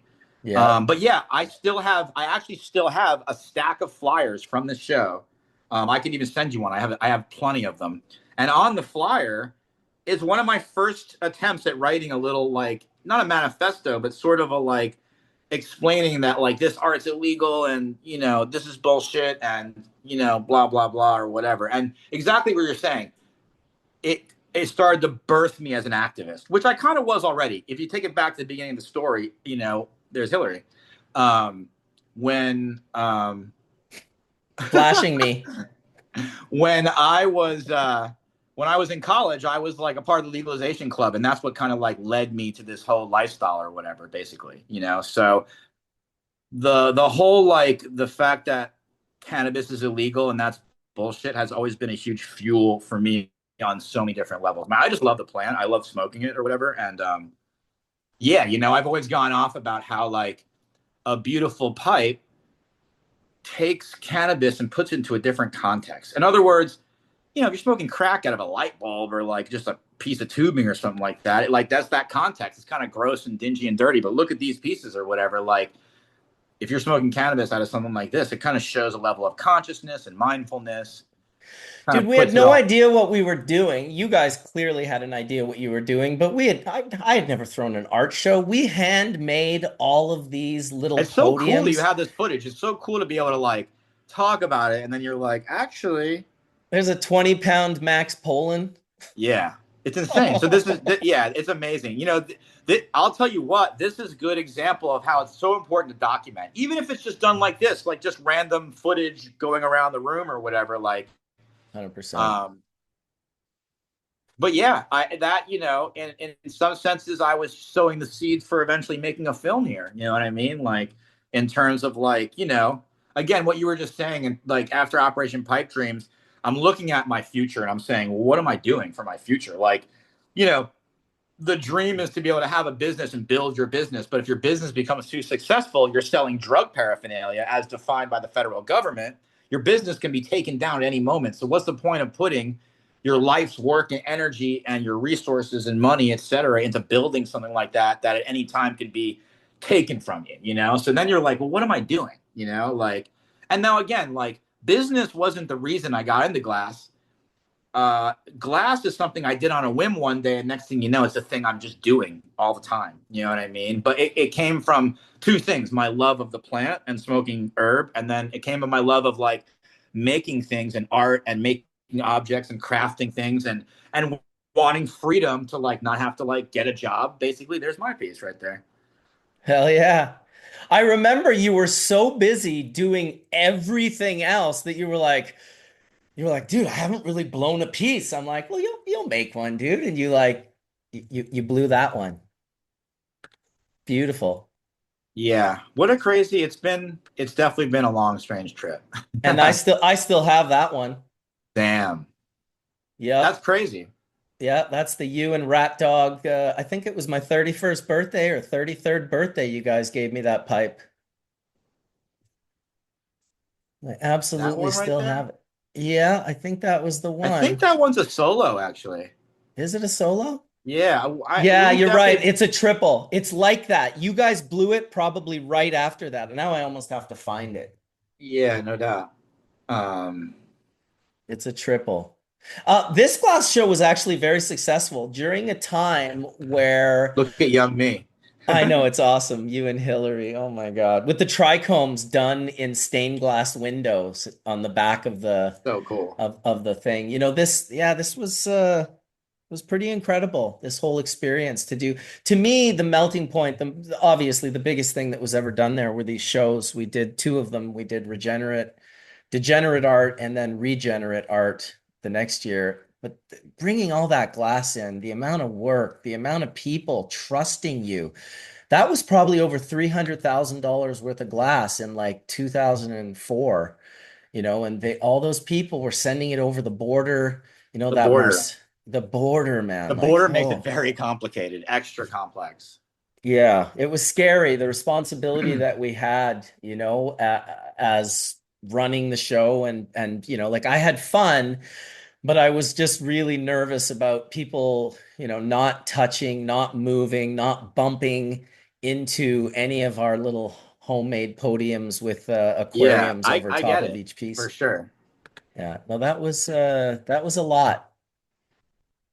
That whole experience was well, it wouldn't be long after that my father would pass away suddenly on the motorcycle with his wife, and I would close the melting point. Unfortunately, I never wanted to sell it. It didn't seem like a thing that was for sale to me, so I just took the hit, and I'll always have the footage and the photos and the sort of the history of what we did, and really it led you to do this absolutely incredible documentary, to become a document, like to bring full circle this film school thing back around to this glass thing that really hijacked the film school thing and took it to this point where it's amazing that you would get to the point where you're like, you know what? I know enough, have enough contacts, have enough experience. I'm going to now use my skills that I learned at film school and do something special. Tell us a little bit about that. Yeah, I mean, it was definitely a passion project. Basically, I think I started discussing it on like a glass blowing forums and stuff, and I was honestly, I saw a documentary about graffiti, and then I was watching some other graffiti videos, and I of like more modern guys, and they were all talking about how they all got influenced by this graffiti video. And the graffiti video, well, the original movie I'm talking about, Star Wars, a documentary, Yep. it took something vandalizing on public property and it kind of legitimized it. I went to school for film and documentary film, and the first thing I learned in film school is that all films are propaganda, basically. And I understood that, and I learned about it a lot. Actually, without going to film school, I never would have known to make the movie I did because I was trained how to look at images and deconstruct images and use the power of images to try to tell a story or try to influence people, right? So I watched this film that glorified graffiti in a sense and kind of legitimized it. And I was like, I need to do that same thing for glass pipes. That's how I can have a future. Like, I'm basically at some point in Vancouver, right? I'm going through an existential crisis. I'm like 10 years almost into blowing glass, not making a ton of money. And I'm worried about the law. And I'm also living illegally in another country. That's a whole nother thing. But I'm trying to figure out, what am I doing? You know what I mean? Like, what's next? Like, what's the game plan? What's the long plan, basically?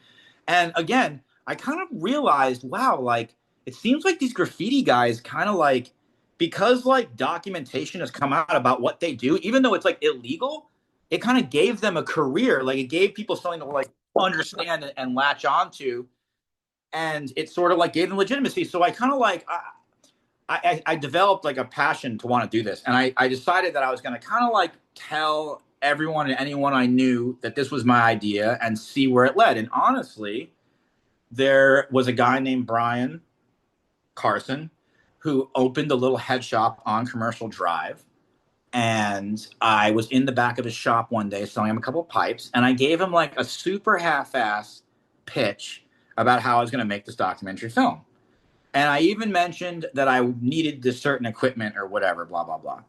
Literally 24 hours later, him and his other buddy showed up at my studio with like the camera I had mentioned to him in passing. And he was like, hey, yeah, we bought this film equipment and we're not like giving it to you to have, but we want to like invest in your film. We want you to make this film. We want to be a part of it. We'll like lend you this equipment for you to go like do your project. And I was like, holy shit, this is it. Like at this point, it was kind of like, okay. I actually looked at them and I was like, this is great, but I need like another $10,000 worth of film equipment. And they actually went and bought all this film equipment, video stuff. And I was like, holy shit. And, you know, I'm living in Vancouver, and I don't even have a driver's license. But actually, Marcel was getting married in Eugene that year. This is 2006. And I was planning on going to his wedding. And I was like, all right, fuck it. Like, I'm going to drive over the border, get over the border with his film equipment, and go to his wedding. I actually had met some girl who was like pretty cool that I was like, I think I had a crush on her, but nothing ever happened. But I convinced her to come with me on this journey. She was a Canadian chick up there. I don't even remember her name. I didn't know her very well. And she drove me down to Marcel's. And after 1 or 2 days there, she was like, I don't want to be here. And she just drove back to Vancouver, right? And just left me there. So that was how I got down to Marcel's. And I'm down at Marcel's place and I go to his wedding. And then after his wedding, I'm like, okay, I got all this film equipment. And Jason, Lee, and Marcel are blowing glass in their like big barn, basically the big warehouse on Marcel's property. And I was like, okay, these two guys are super important to the story, definitely. But I also know them personally. So let's start with these guys. And I spent a bunch of time hanging out, blowing glass and filming them and talking to them. And the interviews were actually horrible. I had to like learn to do an interview. I had to like learn how to use my film equipment. I had to learn how to white balance. I had to learn about the aspect ratio because I went to school for film, which is 16 millimeter film, and video is a bit different. So honestly, long story short, it was a huge learning process of like learning my equipment, learning how to like conduct an interview and do all this stuff. I probably shot 20, 30, 40 hours of footage that pretty much was garbage. I ended up months or even a year later re-interviewing Jason and Marcel, and those are the actual interviews I use in my film. But the story gets even more interesting. So I'm down at Marcel's and I'm basically stranded though. I don't have a car or a driver's license, but I have all this film equipment. And I don't remember how, you know what it was? There was this guy, his name was Chris Gardner. And he was an Australian guy that had moved to Vancouver. I think he was engaged to a lady from there. And he had some money. He had basically grown a ton of weed. He was an interesting guy. He had grown up in Australia. His dad grew weed. He grew up growing weed, but he didn't smoke weed. But he grew a bunch of weed in Australia, made a bunch of money, and moved to BC. And he bought into Cannabis Culture magazine. He owned a third of it at some point or something like that. And he went down to a glass show in Seattle, and he was trying to do like an article. He was into photojournalism. He was into taking photos. He's a really good photographer. And he was trying to write an article about this thing. And he had like gone down there and shot some pictures, but I don't think he talked to anyone very much. So he went back up to write the article and he didn't really know any information. So people connected him with me. And this is right before I went on my trip for the film. And so we met once. And when we met, he interviewed me and I helped him write this article about this glass show. And I said, hey, I'm about to go to the States and start making this film. You should come visit me and check out what I'm doing if you really want to see what's going on. And somehow we kept in touch. And those guys actually, Brian Carson and his friend, I'm so upset. I think his name was Dan. I still talk to him on the internet. So I'm ashamed that I can't remember his name right now. But anyway, I'm a stoner. Anyway, those guys lent him a car. And he drove this car down from BC and met me at Marcel's. And I was like, hey, like, so the first person I decided to interview that I didn't know was Eugene randomly. This was back in the like glasspipes.org days, like 2006, 2004, 2005. All the glass pipe makers were starting to use the internet more and post their stuff on glasspipes.org. And Eugene was posting super cool stuff. I remember contacting him and being like, hey, I want to come like talk to you and film you and whatever.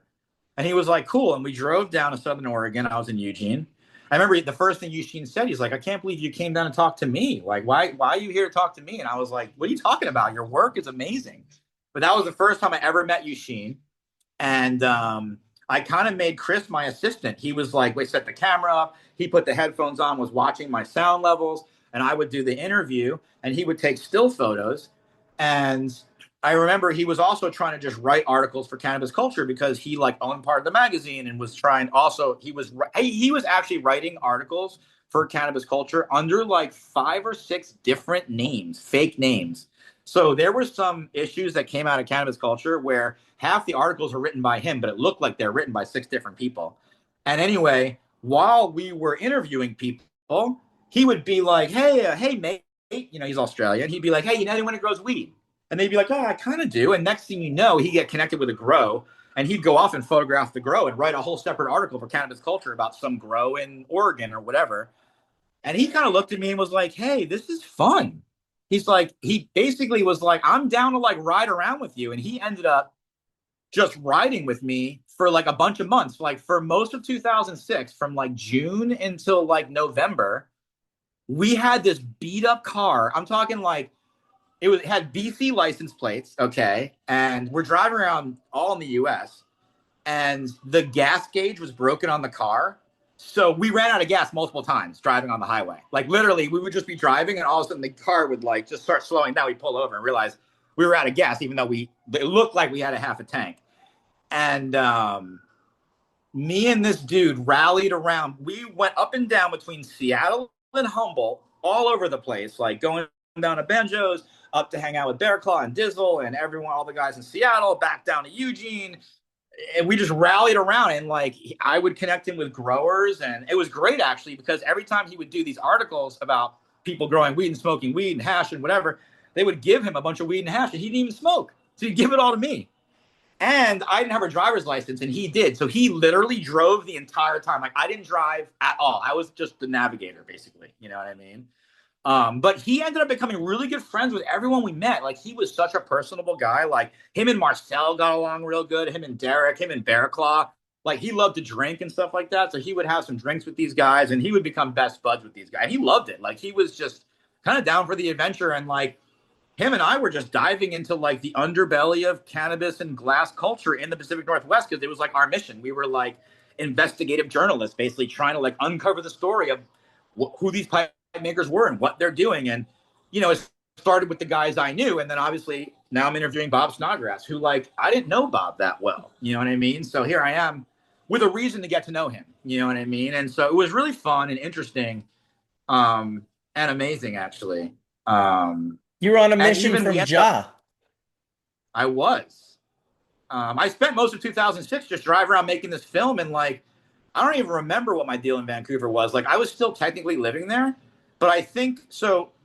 Most of the time I was living at the Arc, but there was a small moment in time where I had an apartment off Commercial Drive for a little while, which was actually cool because I had a Japanese female roommate, and she was actually trimming weed. That was her gig.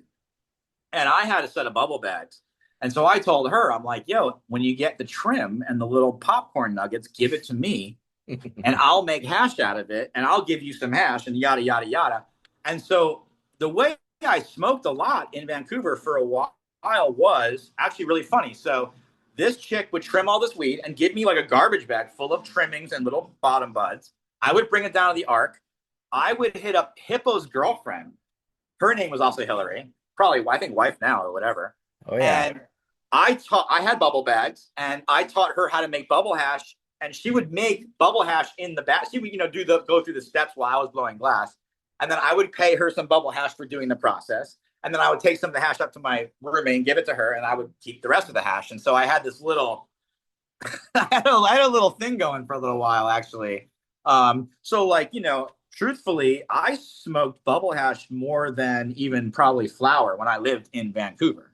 So, when I came to the States, when I moved back to Philadelphia, the first thing I was like, yo, where's the fucking hash at? Like, and this was 2007, and everyone's like, what? The what? You know what I mean? Like no one knew about it yet. In fact, totally. One of the first people I met when I moved to Philadelphia was GZ. And when I moved here, and we bonded over art and smoking weed, and I was like, yo, do you know anything about bubble hash? And he's like, I kind of do. And then he actually found bubble hash, and I was like, yo, I found some. And he would buy it and share it with me. He's like, you're the only one. This is back in 2007. him and I would hang out and smoke.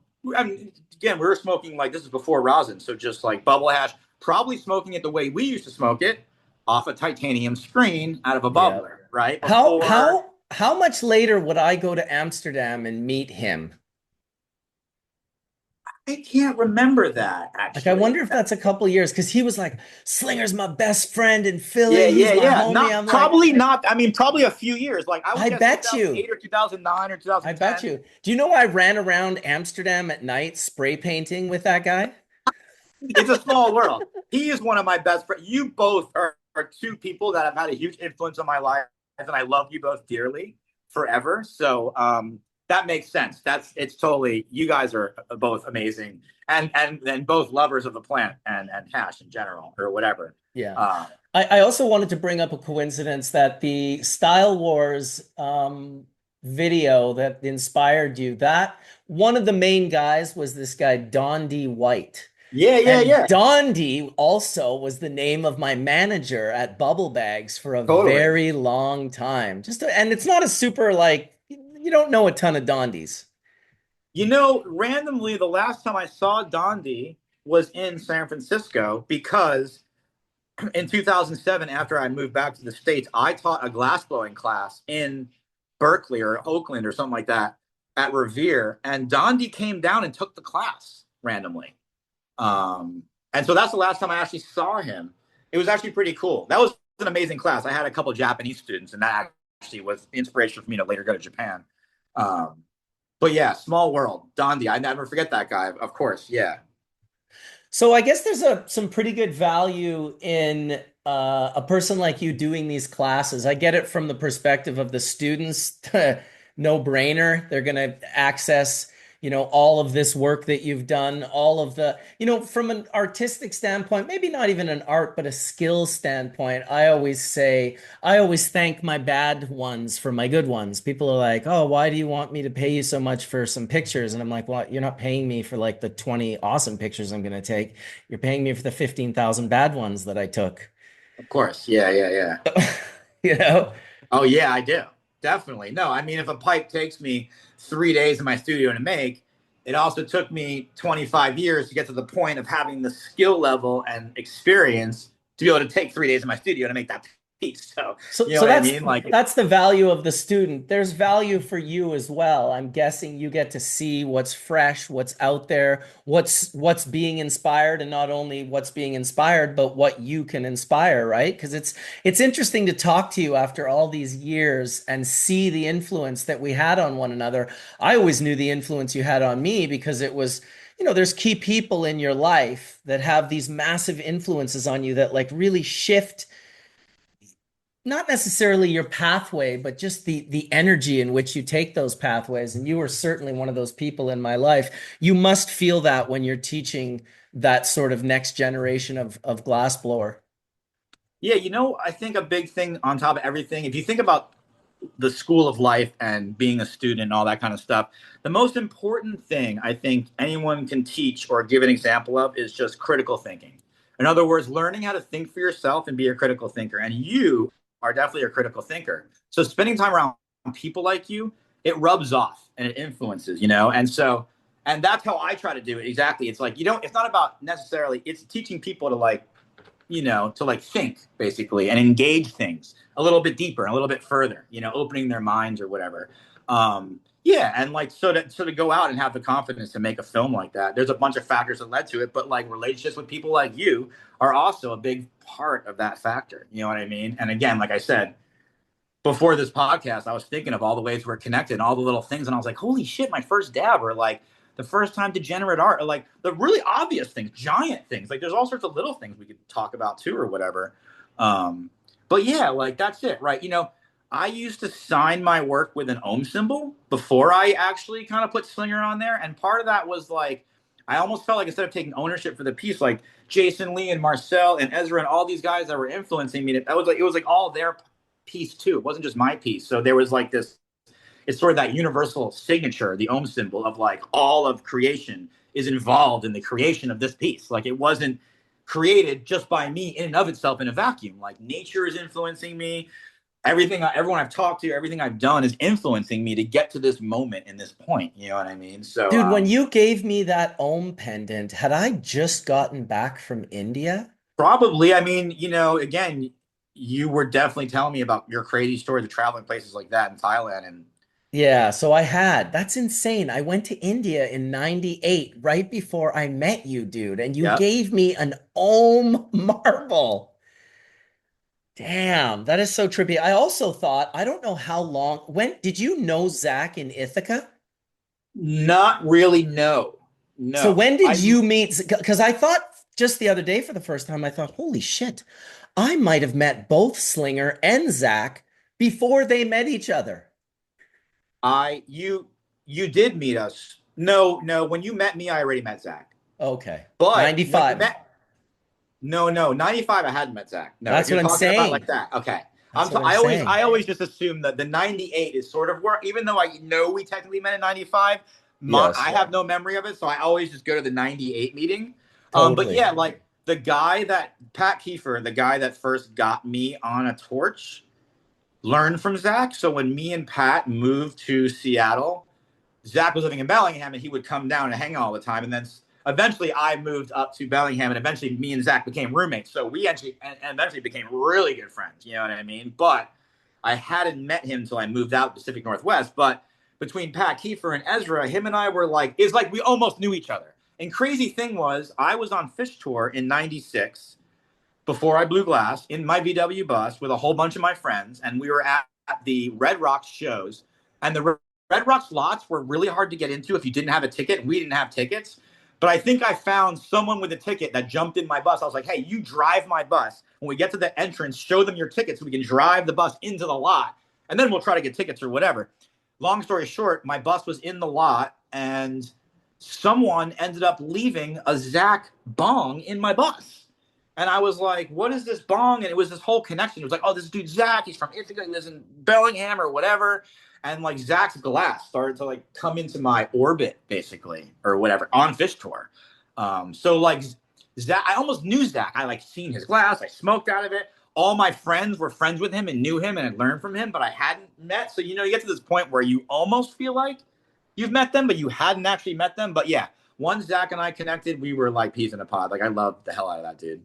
Hell yeah. No, I feel the same way, dude. It's so crazy that we all kind of met through When's the last time you fish. talked to him? Not too long ago. I think probably within the last year to 2 years. It's been a few years for me. I saw him literally right when he got out of prison, and then I haven't seen him really since. So I don't really know what he's up to exactly, but I think he's in Hawaii as well now. good for him. That sounds like the Yeah. place he should be. Yeah, totally, man. I'd love to see him again anyway, man. I also felt the exact same way. Total brother from another mother. Very happy with the time we got to spend together. We had fucking crazy fun experiences and Totally. it was just it's all connected through fish, dude. Like the fact that I met him in 95 in Spokane at a fish show and then met you at a fish show in 98 and then you got the bus you in 96 you got the pipe in your van and that is so insane. Wow. It was Talk very about it. transforming. I mean, and the thing is, it's, old heads will get it, but like, any young people who are tuning in, it's like, we didn't have the internet, didn't really have cell phones, didn't have social media, didn't have smartphones, especially. So the way people crossed paths was a whole different, organic, beautiful thing. It was interesting. You know what I mean? Like, yeah. Um, it made you hard to not believe in the whole "it's meant to be" thing because these things would happen. You're like, it's meant to be to like be with someone or meet someone or have some connection or whatever. And the world is a big place, but it's also kind of a small place. You know what I mean? There's like we really are all influencing each other, uh, and it's just all Yeah. so connected. It's crazy. It's crazy. No, it's incredible, dude. Want to Yeah. welcome Jody to the room. She just popped in. We just did Hey, a couple of hours with Marble Slinger. It's probably been a while since you saw Slinger. You're what's muted. up, Jody? Hello, everybody. Hey, how you doing? Happy Sunday. Happy Sunday. Yeah, doing all right. Yeah, don't let me interrupt. Please continue. Yeah, we'll finish up with Slinger here. I kind of, when I was talking to him earlier, I was like, should we just do 4 hours? He's like, oh, let's maybe do 2 hours and we'll do another one soon, kind of thing. So I've just been absolutely loving these stories, dude. This has been one of my favorite hash churches ever. There were a couple of questions that people had that I figured I'd let ask you, Let's go. Sling. One was someone asking if you ever lived in Eugene in the late 90s with Abraham and Izzy. No, I've actually like no, I actually never lived in Eugene. I didn't I think like you spent a did. lot. No, in 2006 during my film, I just about lived in Eugene. I probably spent 6 months of that year in Eugene. I kind of made my home base at Marcel's, but no, I in the late 90s I lived in Seattle, Bellingham, Vancouver. Definitely spent some time in Oregon, but never lived there. Okay. Boro Josh wanted to know when you started the Houndstooth tech, when you started using it. Probably about, when did I start doing that? Maybe 2014. Sounds about right. Okay. What inspired the use of that pattern? Did you just kind of come across it and think, fuck, that's Well, super what cool? inspired the use of that pattern is that in terms of glass blowing, there's two main parts to it. There's the shaping and there's the pattern on the piece. So there's like the shaping and the function and like with the decoration. I've always loved the decoration. That's kind of like where the marble slinger comes from. Is I love making pendants and marbles and doing my little meditations in different pattern styles. So glass blowing for me has a lot been a study of pattern. Um, and so that starts with like honeycombs, wigwags, and all sorts of like lattichinos and different like kind of traditional glass patterns. Once I discovered sandblasting, I wanted to like continue my like pattern study and like houndstooth, for instance, argyle are like traditional patterns in like textiles and fabrics. And so I thought it's like cool to try to explore how to execute all these different patterns on glass. So that's like, it kind of became a like focal point and like a jump off point for exploration in my glass. Like, kind of like almost giving myself an assignment of like, all right, I'm studying, I'm studying patterns. So I want to like, these are traditional patterns that also at the same time, I hadn't really seen anyone really execute at all in glass. So I thought it'd be cool to try it out. Awesome. I accidentally just posted the Zoom link in the old YouTube video, so I just removed that real quick. I'm like, oops, don't want to be posting. Suddenly we have like 400 people on the panel. It's like, oh, what's going on? Where are all these people coming from? Dude, what a joy to hear these stories, some of which I didn't really know and wasn't able to connect. Listen, I hope you hang out for as long as you want for the rest of the show, but I do want to move on to Jody and her fair cannabis and all the great things she's up to. If you want to hang out, you're welcome to. And fucking thank you, dude, for coming on and sharing the last 2 hours with us. Thank you. It's an honor and it's a pleasure to catch up with you. I love you, brother. And yeah, it's cool to reflect on this. I don't even know how it's 20 years ago. You know what I mean? I moved over Yeah. 20 years ago. This is what we're talking about. So it's really cool to look back on it and to like reprocess it. And I always believe the best thing to do is leave your audience wanting more. And I think we could talk forever. So I am happy to come back and chat with you anytime you want to have me on it. I'm totally honored. You're a legend, my friend. Blessed to know you. I'm gonna hang out for a little bit and then I might fade off and get some lunch or whatever. But Awesome. seriously, much love. Yeah, right back at you, dude. Let's puff many bowls here while we get to be inspired by Jody. Jody's Hell always yeah, I an love to awesome hear. guest, and yeah, you know Jody. You were around. They sold a lot of your glass too, I'm sure. Definitely, definitely, Oh yeah, And there's some glorious days back then. one hundred And percent. like before it was all social media and such, there was the human connection and the serendipity that would come up in key places. Yeah, magical times, that's for sure. yeah, you're not wrong about that. There was so much serendipity and so much kind of, I always thought that when I was younger and I'd like watch like documentaries on actors and I'd be like, how did all these actors just like all go to school with one another? And it's like, well, that's what it is. It's like if you're focused on the thing that you love, you end up in the focal point of that thing. And, depending on how, close you get to the center, you really end up, I mean, I feel like super blessed in this cannabis world, much like a lot of you on this panel, that we've just been able to meet so many like-minded, incredible folks over the years. I even appreciate the ones that weren't like-minded, the ones that taught me things, the one that created obstacles. I mean, I still to this day thank Constable John Lowe for busting me on the road. I didn't like the 16 pounds going to the incinerator instead of the Compassion Club patients. I think that was pretty shitty. But without John Lowe, I don't know if Full Melt would have been a thing. I don't know if I would have picked up Slinger on the side of the road. I don't know if I would have just all of these different things that had occurred that yeah, you just got to be thankful for the good and the bad. So how about you, Jody? I know you're always fighting for the good. You're always fighting for maybe the unrepresented or the unvoiced or the unheard. So I appreciate what you do in a big way, particularly now where it's easier to monetize without activism these days. Activism plus monetization is a little bit tricky. It's pretty difficult, and for whatever reason, sometimes even the cannabis industry looks down upon it a bit. They're like, "What, are you making profit?" It's like, well, yeah, it's my life. It's how I got to pay my mortgage. So how do you balance all of that, Jody? And obviously, tell us a little bit about your new project that you've got going on, because I saw you recently at an event in North Vancouver, and it was just a nice, refreshing vibe. I felt like your table was the most authentic, and that's saying a lot because I know most of the people at all of those tables, but I just felt a real authenticity at your table that maybe sometimes gets um, polluted or corrupted by profits. Yeah, well, there's certainly a lot there. I mean, starting with just saying the good and the bad, or good or bad, but sometimes, as you noted, maybe the bad thing is the good thing. In fact, I think yin and yang, it's all one thing. I think about that a lot myself.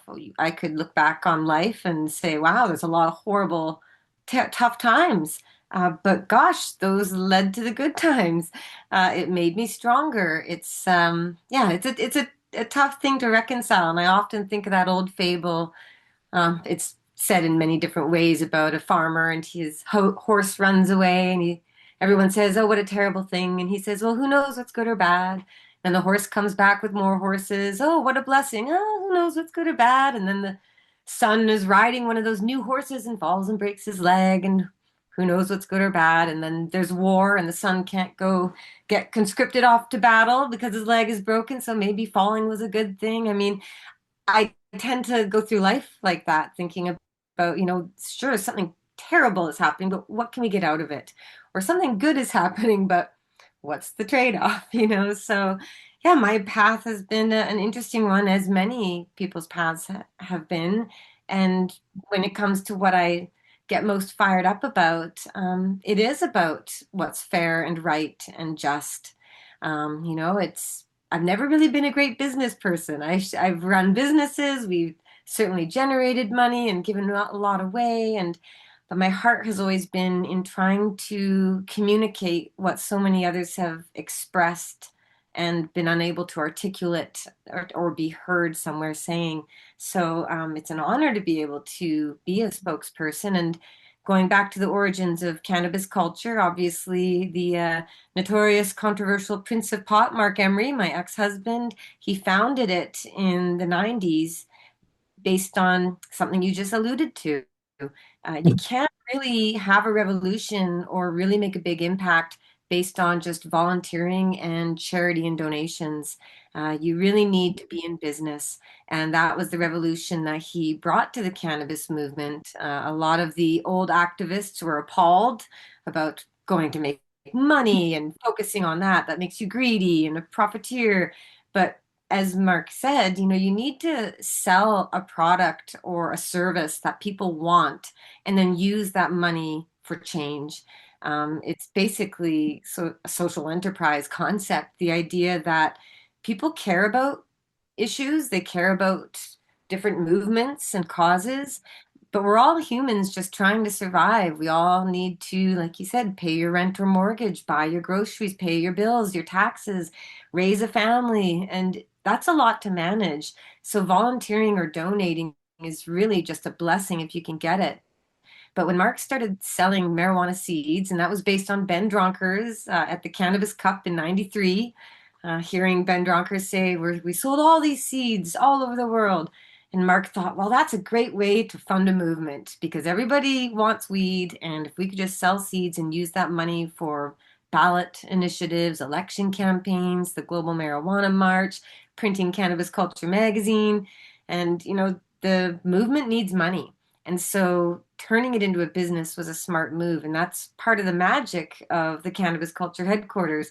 Previously, BC Marijuana Party Bookstore, previously Hemp BC. The idea was that growers and glass blowers and artists and experts, authors, everyone could come together and earn a living selling what they were able to produce or provide, but to use that money for good. And that was the mission of cannabis culture all those years. And basically, we were just speaking and representing a huge movement of, as you said, many people who are voiceless and nameless. It was very risky to speak out in favor of legalization, even just to say you used cannabis for many years. You'd lose your job. You'd lose your family. You could lose your kids. The DEA might come to your country with balaclavas on and steal you away. Yeah, stuff like that might happen, right? And so you do need brave people like Mark and many others who were willing to say, you know what, I'm going to sacrifice the family, the hobbies, the security, the safety. I'm going to sacrifice that because somebody has to, because we can't ask everyone to sacrifice. We can't ask every pot smoking parent to out themselves. For many of them, it's just a medicine they need to use in secrecy. So the point of what we always did was basically being that megaphone and helping amplify the voices of others. And that was a big part of when Mark spent those 5 years in US prison when he got extradited for the seed sales, or more precisely, for giving millions of dollars to the legalization movement, as the DEA said in their press release. That was 100%. specifically what it was about. They made no secret that it was to harm the movement. And so that opportunity, that horrible experience of Mark going to prison, was actually a great chance for me to speak on behalf of all those who had been persecuted, to be able to go walk through that path, go into those prisons, get the pat down, go see all the people who are affected by these laws, like that front row seat that I had to experience. It really just enabled me to represent people affected by prohibition, just as Mark, being a prisoner, represented all the people that no one would ever know or hear about. And so while he was away, lots of activism, election campaigns, a whole bunch of stuff. I really marched in the streets and spoke in the news. I never took a weekend. I didn't have any hobbies.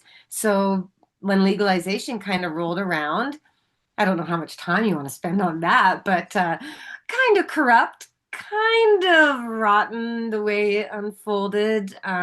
I tweeted about it a lot in all caps if you want to go look at 2017 era tweets. But, after a couple years and a pandemic and a lot of people, taking time to reassess how things are, we're 7 years into legalization in Canada now. And for the first 5 years of that, I was still pretty bitter about medical dispensaries all being shut down. I was pretty upset about peaceful people being arrested and given criminal records, even under legalization. I'm pretty upset about more laws and more enforcement and more stigma because that didn't seem like what legalization should be. So, yeah, pretty discouraging few years there. But what I did is I just took the advice of everyone who said, let's just see how it goes. Like, stop complaining. Let's see how it goes. And then time has passed. And, about 3 years ago, I wasn't going to legal stores. I was still pretty discouraged about the whole thing. But I discovered that there was some good cannabis actually being grown. It wasn't all factory farm, mass corporate greed weed. there were actual legacy farmers who had jumped through the hoops, raised all the money, gone into debt, sacrificed everything to try and go legal. And they were doing the best they could. And I went to a legal weed store for the first time, and I remember looking at the shelves. And if you're not in Canada and you're in the US, you get the luxury of packaging that's interesting and branded and colors and all that. Very restrictive here in Canada. So when you go in, you see a bag. Well, I can show our bag actually. I'll get to this in a minute, but you get the big warning sign. You need a big yellow label that says how terrible, terrible cannabis is. And then you have really difficult openings and such on the jars. And it was actually quite hard to decide what to buy based on a bunch of products that looked almost exactly the same. And so I tried my best to locate a few names that I had seen mentioned on social media as legacy farms or, brands that weren't owned by the big corporate stock market pot dudes. And I ended up buying a couple bags and going home. And one of them was a tweed bag. And tweed, if you had seen all my earlier years, we didn't really get along, let's say. I wasn't a fan of how they operated and how they lobbied government to continue raids and arrests against peaceful, nonviolent people who made it legal in the first place. But basically, I was What a shitty thing to do, really. Like, come yeah. on. It's like, really? Okay, you got your license, you got your stuff. It's like, now you're gonna try and get people that fought for you to have a license.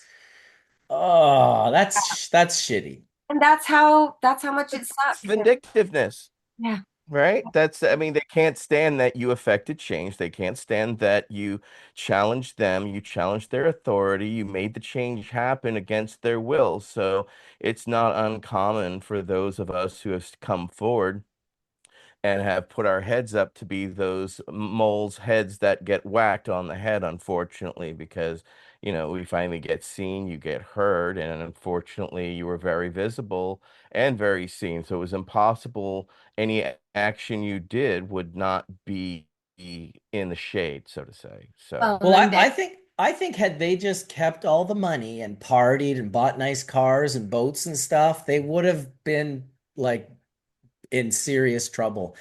But Mark just always gave it all away. Like I watched him give away tens of that. He would give $10,000 away like this. Someone would call and be like, "Oh, Mark, someone bought seeds and they're in trouble. Oh, where? In Texas. Oh, well, send him 10 grand."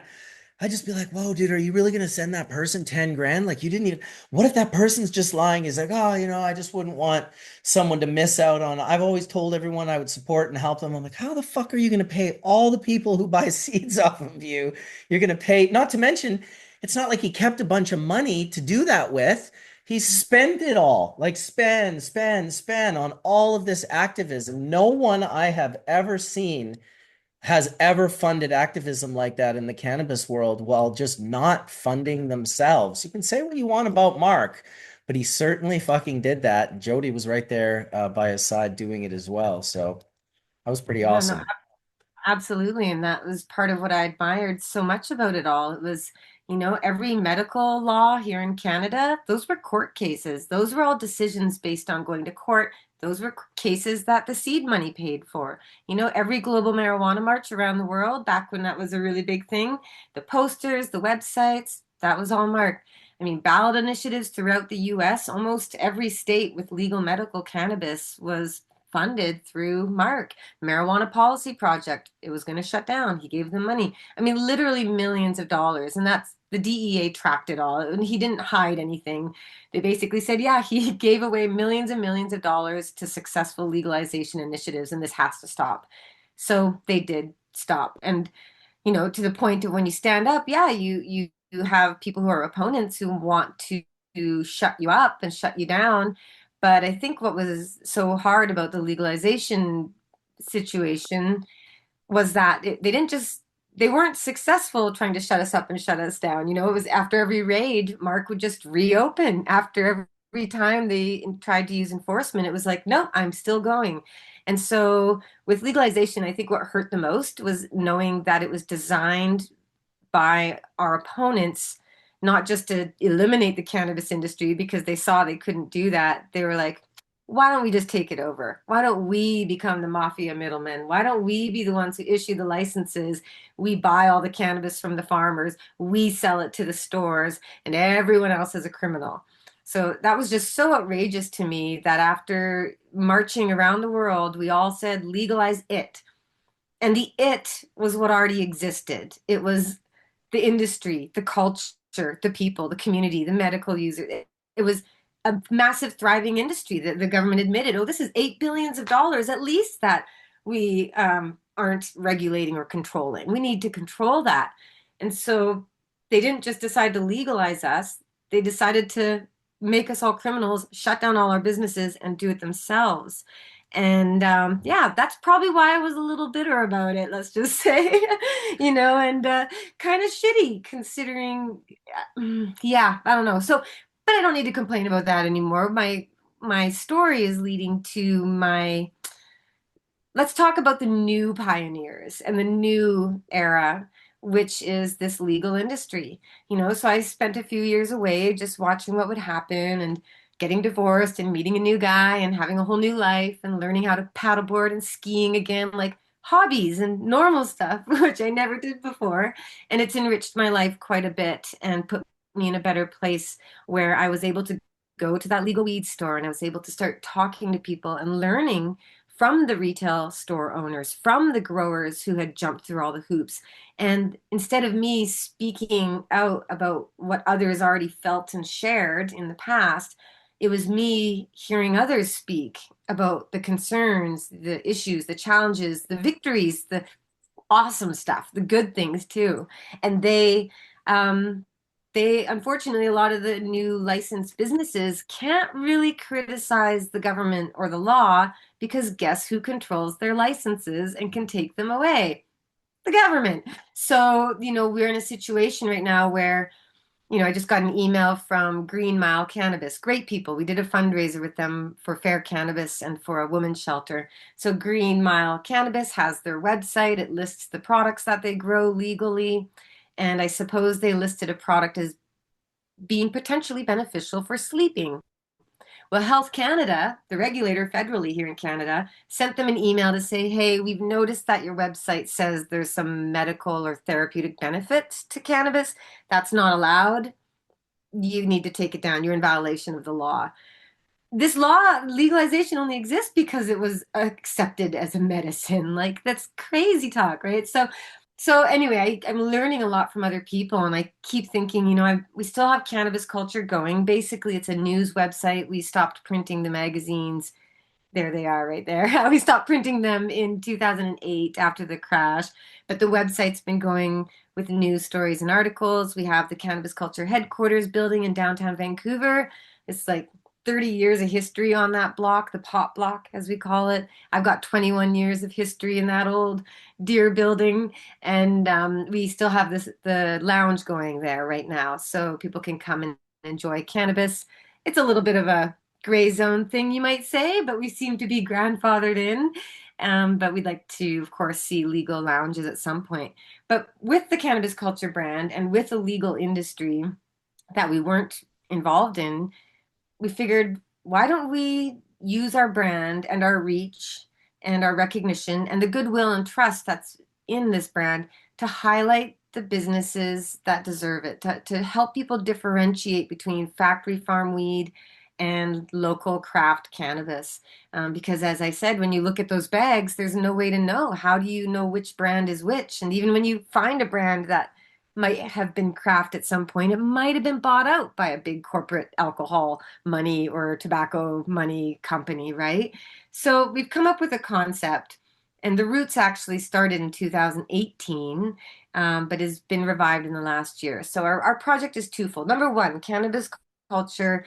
What if we put out legal product? And so we created our first legal bag of cannabis. So the idea being, we went and tested out a bunch of really great craft cannabis from these wonderful growers here in British Columbia, and we found 3 farms that had available inventory that hadn't been sold overseas because they're all being forced to do that to make money. But they had some inventory of this awesome cannabis, and we thought, what if we made a multi-pack featuring 3 different farms that let people know, hey, these are great family-run, local, organic, or whatever it may be, farms, and highlight those brands so that when people go to the government weed stores or their local independent store, they can see those brands. And this one has Sweetgrass Cannabis, Salt Spring Magic, and Seastone Farm. And these are beautiful farms creating exceptional flowers. And my idea is once you buy this little limited edition bag, you become familiar with those brands, and then you go to the store and buy that Sweetgrass 7 gram bag. You buy the Seastone 14 gram bag. You know that the money you're spending is worth it because that's a great farm run by a husband wife team who deserve support. So that's the vision for the bag. But as Mark said at the beginning of Cannabis Culture, like we're not just selling stuff to make money. Like I could have sold out and been banking a lot if I really wanted to, but I don't want to just make money from selling weed. Like that was never the vision. The vision is to give back. So the goal of creating this project of cannabis culture packaged goods is to highlight the farms and the stores that are awesome, run by great people, and then to donate a portion of the proceeds to this new Fair Cannabis campaign. So I have a handy little poster here. This was on the table at the event that you came to. So Fair Cannabis, which could stand for Fair and Inclusive Regulations, it's basically a website, faircannabis.ca to begin with. And this is all kind of in the conceptual stage. So I'm sharing it right now with the hopes that maybe I can get more input and involvement. But the idea is we all know there are issues with legalization in every country, wherever you are, whether it's tourism, advertising restrictions, taxes, to say the least, environmental concerns about packaging, medical access, lounges, hemp, getting fired from your job for a dirty piss test. Like, there are so many issues with respect to legalization as it stands now. Like, we didn't win the war. We just like achieved victory in the first battle. There's a big war ahead. It's the legalization battle. And so now that it's legal, 7 years in, and I'm hearing of all the concerns, the idea is how do we activate people? Back in the day, we would all show up at the 420 rallies and show our strength in numbers. You know, we would march in the streets or we would call radio shows or write letters to the newspaper, like old fashioned activism. That's what we did, and it was effective. But it doesn't work like that now. The world is very different. Now we have a bunch of legal consumers and legal stores, and the touch point is in person when you're buying your weed. That's where we're meeting. That's where we're connecting. If you don't have lounges or rallies, where else are you going to find like-minded cannabis people in the stores? So my vision for Fair Cannabis is it's a nonpartisan, one-stop resource hub and action center. We're just in the initial phases. So the idea is whether you are big corporate cannabis and you want lounges and you want reduced taxes and you want advertising freedom, or you're a local craft farm, or you're a medical user, whatever your issue is, I want Fair Cannabis to be a nonpartisan, choose your issue, take action now, connect with others doing the same sort of site. So when you go to faircannabis.ca, you'll find 6 different issues to begin with. So we're addressing fair taxes, cannabis lounges, medical cannabis, business barriers, and that includes criminal records like my own that prevent me from getting a license, drug testing at work, and cannabis substitution, because the opioid crisis is a serious crisis and we know cannabis can help and it's not being utilized, and that's a crime. And we have people being arrested and charged under the Cannabis Act in Canada for providing cannabis as medicine in the drug war crisis. So that's criminal. But basically, these 6 issues to begin with, if you click on one of the issues, you'll find a list of talking points explaining why is this a problem? Because a lot of people say, oh, it's legal. What are you complaining about? Oh, there's problems? They don't even know. So we explain what are the issues? Why is this a problem? So you have talking points. These are points that you can bring up in your discussions with friends, like-minded people, politicians, with the media. But if you want to take action, how do you do that? We all complain about it. We go, oh, someone needs to write to their government. Oh, someone should send an email to a senator. But nobody actually does it. They buy their weed, they bitch about it in the store. Everybody says these taxes suck, these prices suck, boy, I wish it would be better. And then they go their separate ways and have to live and survive and earn money and take care of their family and do life. So, how do we make it easy for people to take action? And that's the vision behind our first plan, is to get posters like this in every store across BC and hopefully Canada and eventually beyond. It has a QR code. You can help fix legalization. The idea being, when you're buying your weed, you go, oh, thank you so much. Gosh, I wish the taxes weren't so high. And the bud tender can say, oh, while I'm ringing you up, just scan that QR code and you can send a letter to every member of parliament and every senator in one click. It's already pre-filled. And you can add your own comments, but one click, an email about each issue. And there's also a petition for every issue as well that you can sign. Plus, the website has a bunch of links at the front page of different groups taking action in different areas, whether it's more tax specific or medical. And we're not just talking about cannabis groups. The vision is to plug the legal industry in with groups like Canadian Taxpayers Federation or the Federation of Independent Businesses or groups in nursing or who work with seniors. I mean, there are people who are in different elements of society and political life who can bring this issue forward. So, but the consumer are people, the ones who smoke it, the ones who buy it and love it. How do we enable them to take action? So we have little handouts, the goal being just scan the QR code, send an email. You've already done your part. Thank you very much. But if you want to learn more, there are groups you can get involved in, et cetera, et cetera. As I've noted, this is kind of just conceptual. Like, quite honestly, it's just me and my business partners, Tia and Jeremiah, who put this website together and the whole vision. But the goal is to do what Mark did before with money, is to bring in funds to help actually print these posters and mail them to stores and to hold educational events. The way I see it, I'd love to have fair ambassadors. These are people in the industry and community who are experts on a certain topic, whether it's growing or business barriers or whatever it may be. And those people can become the spokespersons for the media, because we're already seeing a bit of that. There are some wonderful people out there who are showing up in the news and they are articulate and they're wonderful reps. But perhaps we could create a resource list for the media of all these experts to talk to about the various issues as they come up in the news. And I would love to see events where you can go to a public library and just print out posters that say curious about cannabis. Well, that could be whether you love it or hate it. Yeah, you're curious. So you could go and learn about various things like the medical attributes that stores are legally not allowed to talk about. So there's so much more that we could do to empower people to get involved. And the goal also is to really start to break it down into jurisdictional topics, because lounges, for example, our current emails go to the federal government, but lounges are actually provincial jurisdictions. So we would have to create email lists that go out to every member of provincial legislatures in every province and territory. And as you can imagine, that's a bit more work. But the idea being, as we build this out, have an advisory board, bring in donations, we could really make this more powerful. And I'm sorry to keep talking so much. I know I'm very talky, but there's two stories I want to tie into as evidence that this concept should be able to work. Number one is back in 2017-18, when we were legalizing it in Canada, there was a lot of discussion about the criminal records for simple possession, particularly.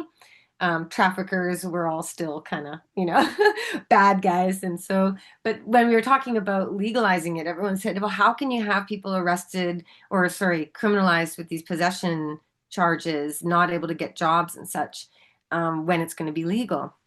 So I connected with a wonderful lawyer named Anna Maria and some other advocates, and we came up with a group called Cannabis Amnesty. And it was a not-for-profit. It was a great organization that was focused on speaking to the harms caused to Canadians who have these criminal records. And I was on the advisory board, and they had a lot of great people joining on, and they went out and started doing fundraising. So they actually went and got $50,000 from Aurora Cannabis. Now, Aurora is in the class of big corporate weed, yes, But I knew a few people who were involved in that company who did care about the cause and were just working for a big company. And they said, let's give this money to this cause so we can help them.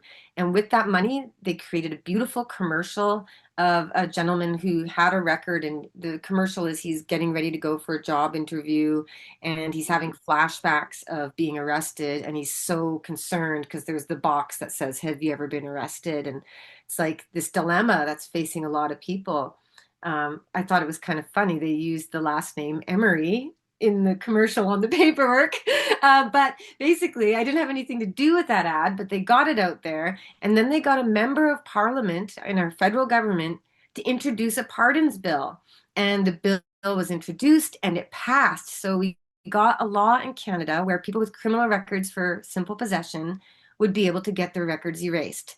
That's an enormous accomplishment, quite frankly. It had some flaws in it. There were some costs and such associated with the process that should have been waived. But the idea being, well, Aurora Cannabis gave $50,000. They were able to make this commercial, do lobbying, do outreach, get a bill passed in Parliament and change the law. That's amazing. But one of the people involved with Aurora told me, hey, side note, you should make sure any activism you do, like this fair cannabis idea you keep talking about, because I had the idea a long time ago.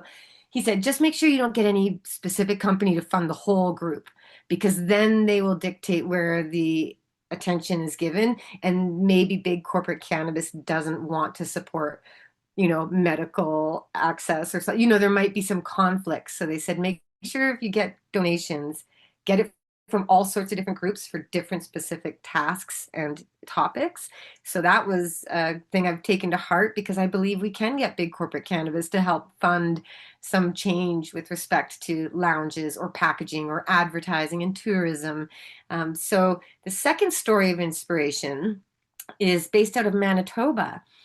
We had a legalization law federally that said you can grow 4 plants at home if you're an adult. But every province was able to change the rules to suit their desires. And Manitoba and Quebec said, nope, nobody's allowed to grow their own cannabis. That's still totally illegal. So an advocate named Jesse, who had formerly worked with Canopy Growth, I believe, or Volcano, he started an activism group called Toba Grown. And they've got their little lighters and all their swag and stuff. So the idea was they would sell cannabis in a bag that says Toba Grown and use the money from the bag to fund a court challenge to challenge this law. Sounds familiar to, the roots of CC and what Mark always did. So Jesse and his team, they raised the 50,000 for Jack Lloyd and them to go and challenge this. And they lost the first court hearing and then there was an appeal, but then there was an election and the premier basically said, we're going to scrap that law. We're going to allow people to grow their own 4 plants at home. So Toba Grown was successful, I'd say, even if they lost the court case, they won the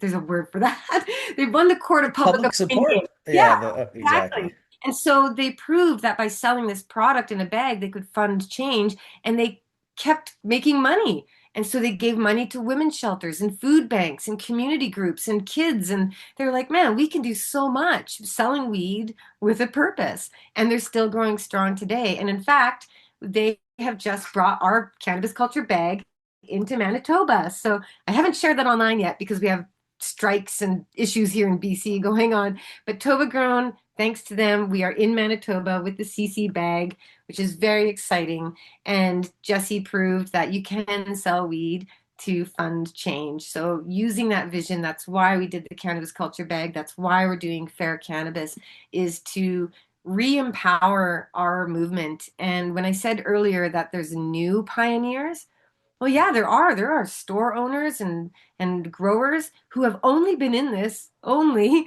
7 or 8 years. And they've got a lot of experience, actually. They are the pioneers of legal cannabis. I may be a pioneer of the old activism days. I'm 40. I've got 21 years of history behind me. So I've got a lot to learn about the new legal industry and the new people who are infused with energy and inspiration. They're really wonderful because they're leading the way and they're also paying homage and they respect the old folks like us who have been there before and they want to learn from us. But again, the major dilemma most of them are having these days, from what I hear, is they can't really speak out too much about these issues. They're too busy trying to keep the lights on and keep people employed and get those joints rolled and sent to stores. And who's going to speak up for them? Well, I might be able to do some of that, but I would also like to empower more of those people to have a platform or an organization that they can be part of that would be able to give them the resources and support they need to have more of an impact and to do more of the studies or the reference reports that you might present to a city council or whatever it may be. So this is a relatively young, new concept, this fair cannabis idea, but I would love to see it grow into something beyond Canada and all around the world so that when you're buying cannabis, you can look for a little logo that says fair on it because it's just like fair trade, but it's for the cannabis movement, honoring those who give back and actually take steps to make this industry better. So I do get a little excited about this. Sometimes the industry is very depressing and discouraging, but as you said at that event when I had the table, I haven't done that forever. And it was so fun to do because I feel that synergy and excitement, and I'm so looking forward to what people will do with that inspiration and if we can provide them with the tools to quickly and easily take action. Stop complaining, start buying weed and clicking petition links. Well, that's it. Doesn't it feel way better than complaining? Like, of course, we could complain, oh, legalization didn't happen the way we wanted. It's like, well, listen, prohibition didn't happen the way we wanted either. We fought that, we changed it.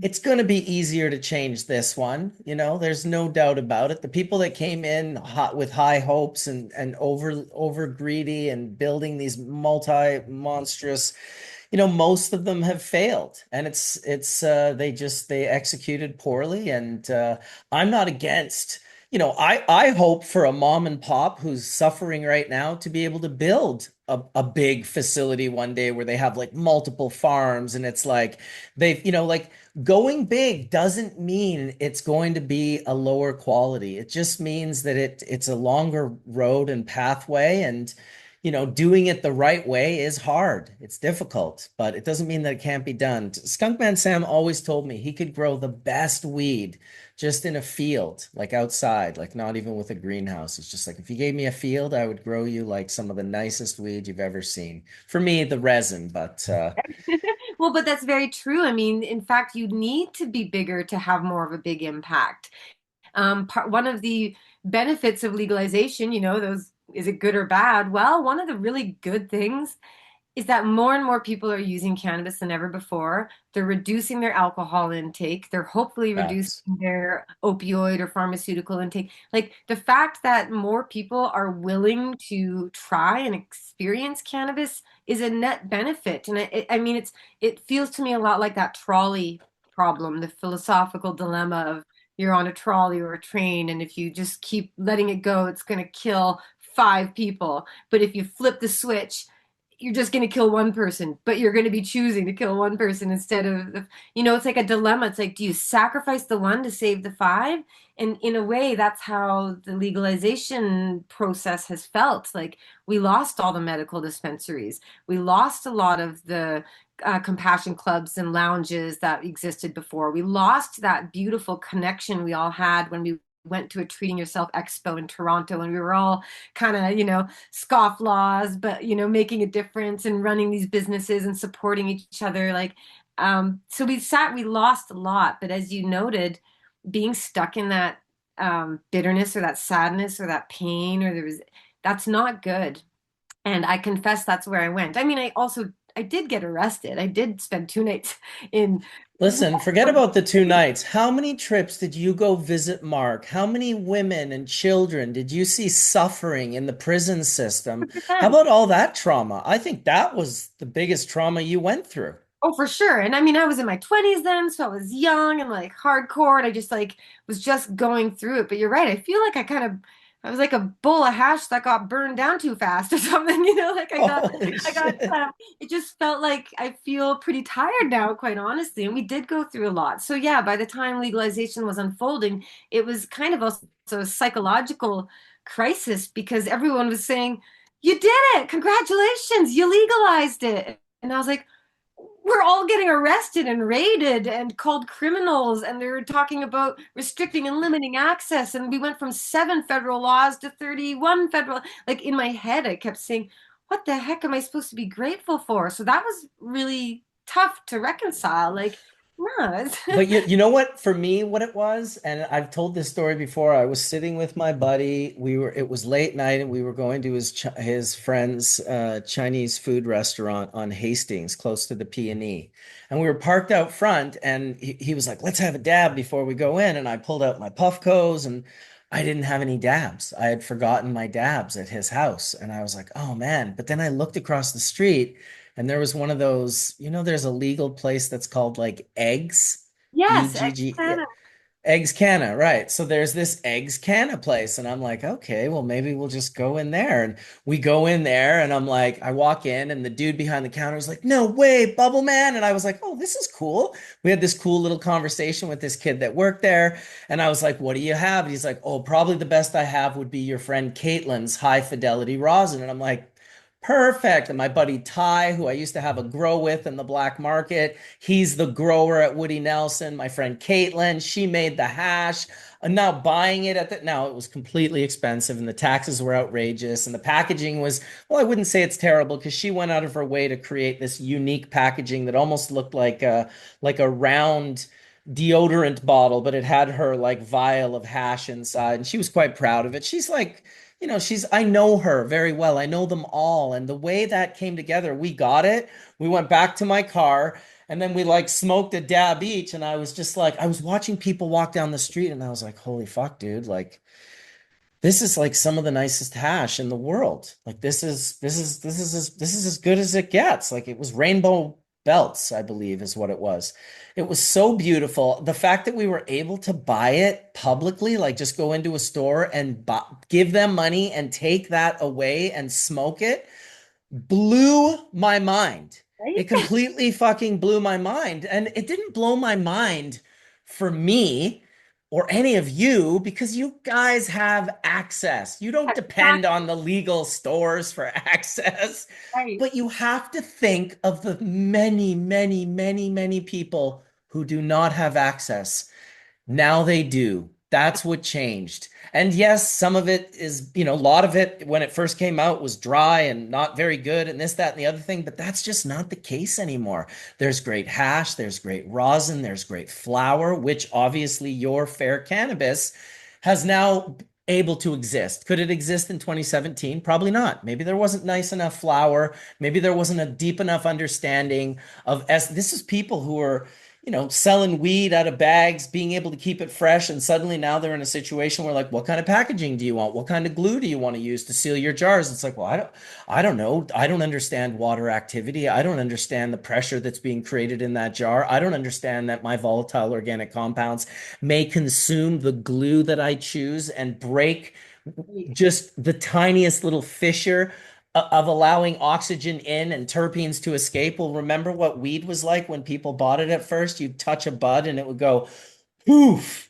It was so dry. Well, these were all learning lessons, and they weren't all big evil corporations who were learning those lessons. I knew some small companies that were going through it as well. And it's just, for me, I hate what we lost, and that's why we have to continue to fight to get it back because everything we have was not given to us. We had to take it. And we do have to be careful to a degree, but we also have to understand that the way they prosecute in legal cannabis, it is not how they prosecute back in the day in illegal cannabis. And that's why you see companies getting slaps on the wrists. It's not because they're huge and they have like connections to the government. It's because it's a different it's a different elevated, we're up here now, we're not down here where they just be like, throw him in the dungeon, and give these outrageous, when they first, okay, one of the laws they came out with, you'll know this, maximum fine for anything over 6 kilos of illegal cannabis is like 14 years in prison. Prior to legalization, and the only reason I know this is because I got caught with more than 3 kilos or 6 kilos, and so I my maximum fine when I was prosecuted as with John Conroy as my lawyer. I asked him, what's the maximum that I could possibly get? He said, well, the maximum is 25 years. So I don't think a lot of people knew that the maximum fine for getting possession of over 3 kilos in Canada with cannabis was 25 years. Now, did anyone ever get it? Absolutely not. It's never happened. It probably never will. Just like the 14 years is highly unlikely.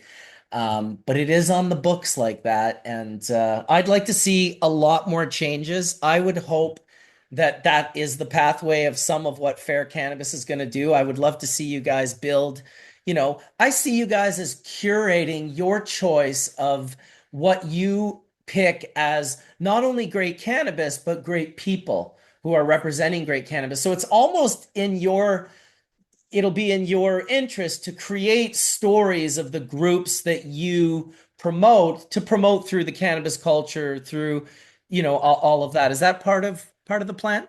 Oh, absolutely. And that's part of the frustration that I found was we all shared these common concerns and wanting to take action and make a difference. And, back in the day, you're right. Like there were very few people. And so if you wanted to get involved, it was like, well, go to the cannabis culture building and get involved with them. So there weren't that many places to plug in, but we were able to help people get a launch pad. Now, there are many wonderful groups and individuals out there who are trying to make an impact, but they don't know how to stand out. They don't know how to be seen. Nobody knows where to find these groups. Like if you wanted to go connect with somebody who's working on medical access or on packaging because of environmental concerns or you name it, how do you find them? If there's a court case, how do you find out about that? Well, one of the stories that I love is many years ago, someone wrote me as a employee of the union that runs the GO train in Ontario.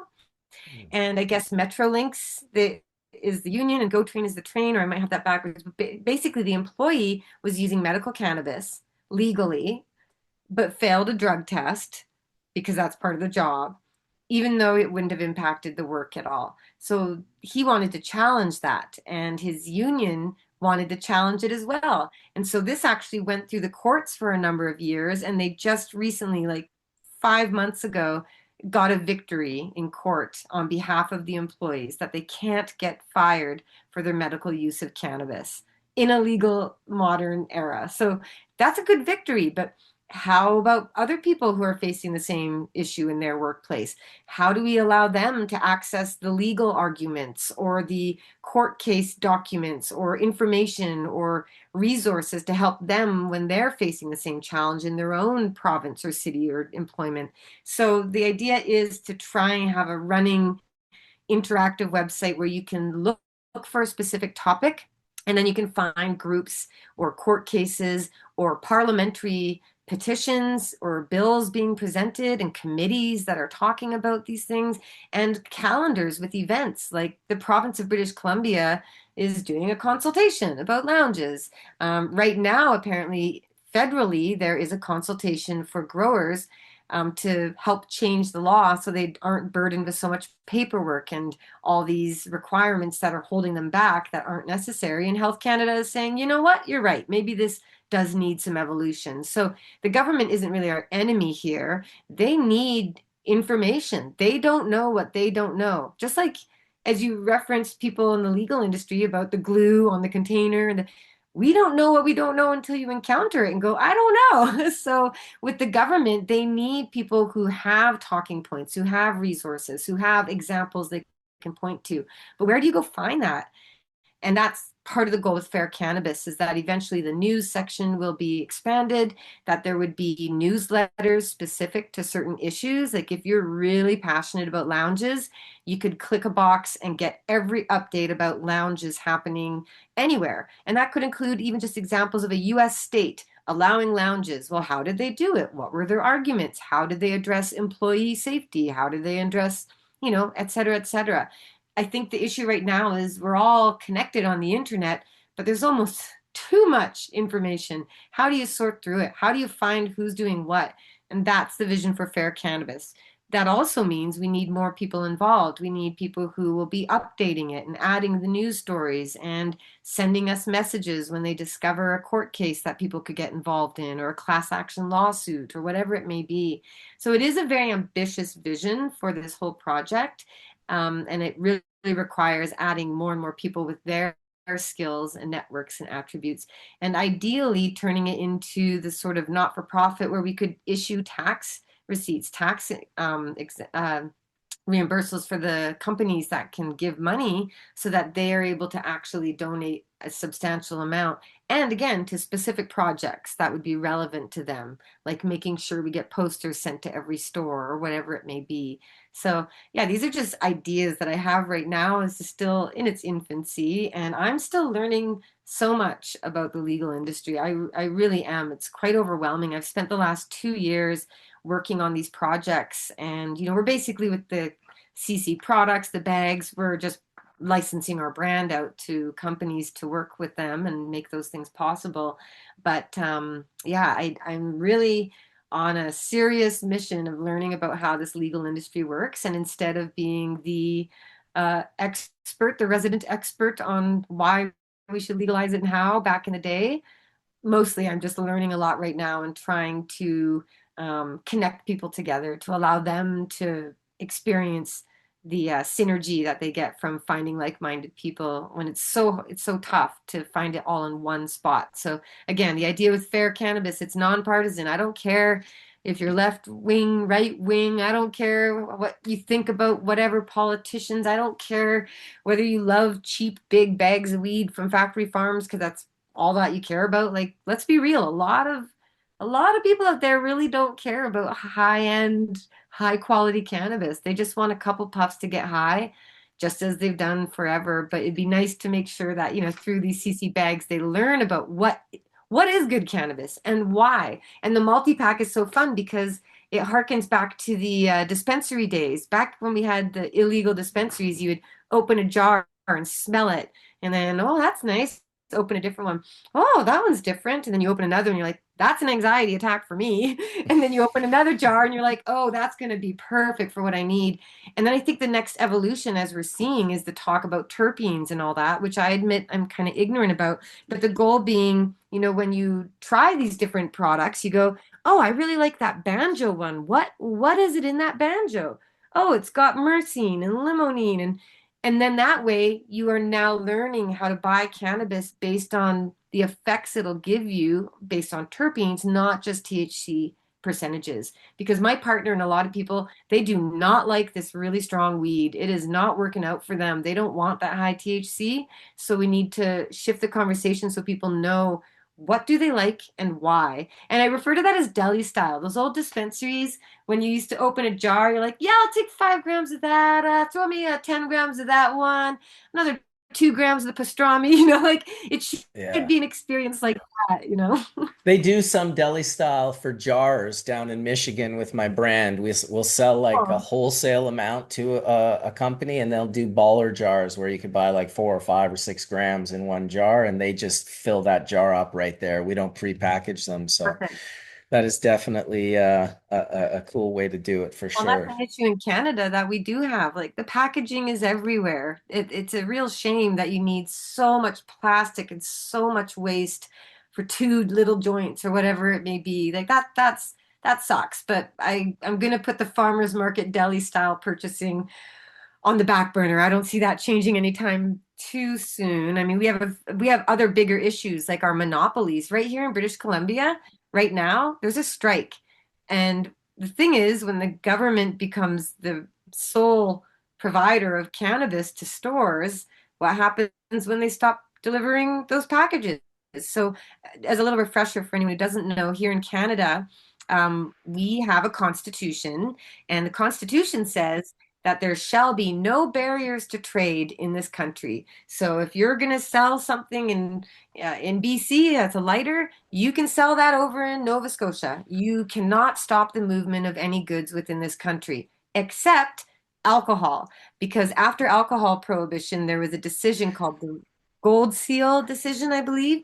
And this basically said, okay, we're going to make alcohol legal now, but we need to control it and tax it and regulate it. And so the provincial and territorial governments said, why don't we control the wholesale purchasing and selling of alcohol? Basically, we'll buy all the booze and then we'll sell it to the stores, and we'll sell it in our own stores that are paid for by tax dollars. So who cares if we make a profit? All the taxpayers are paying for it. So basically, we got this model set up across Canada for alcohol distribution, and then they also took on it tobacco and gambling. So that's why you have like the Alcohol Gaming Commission of Ontario, etc.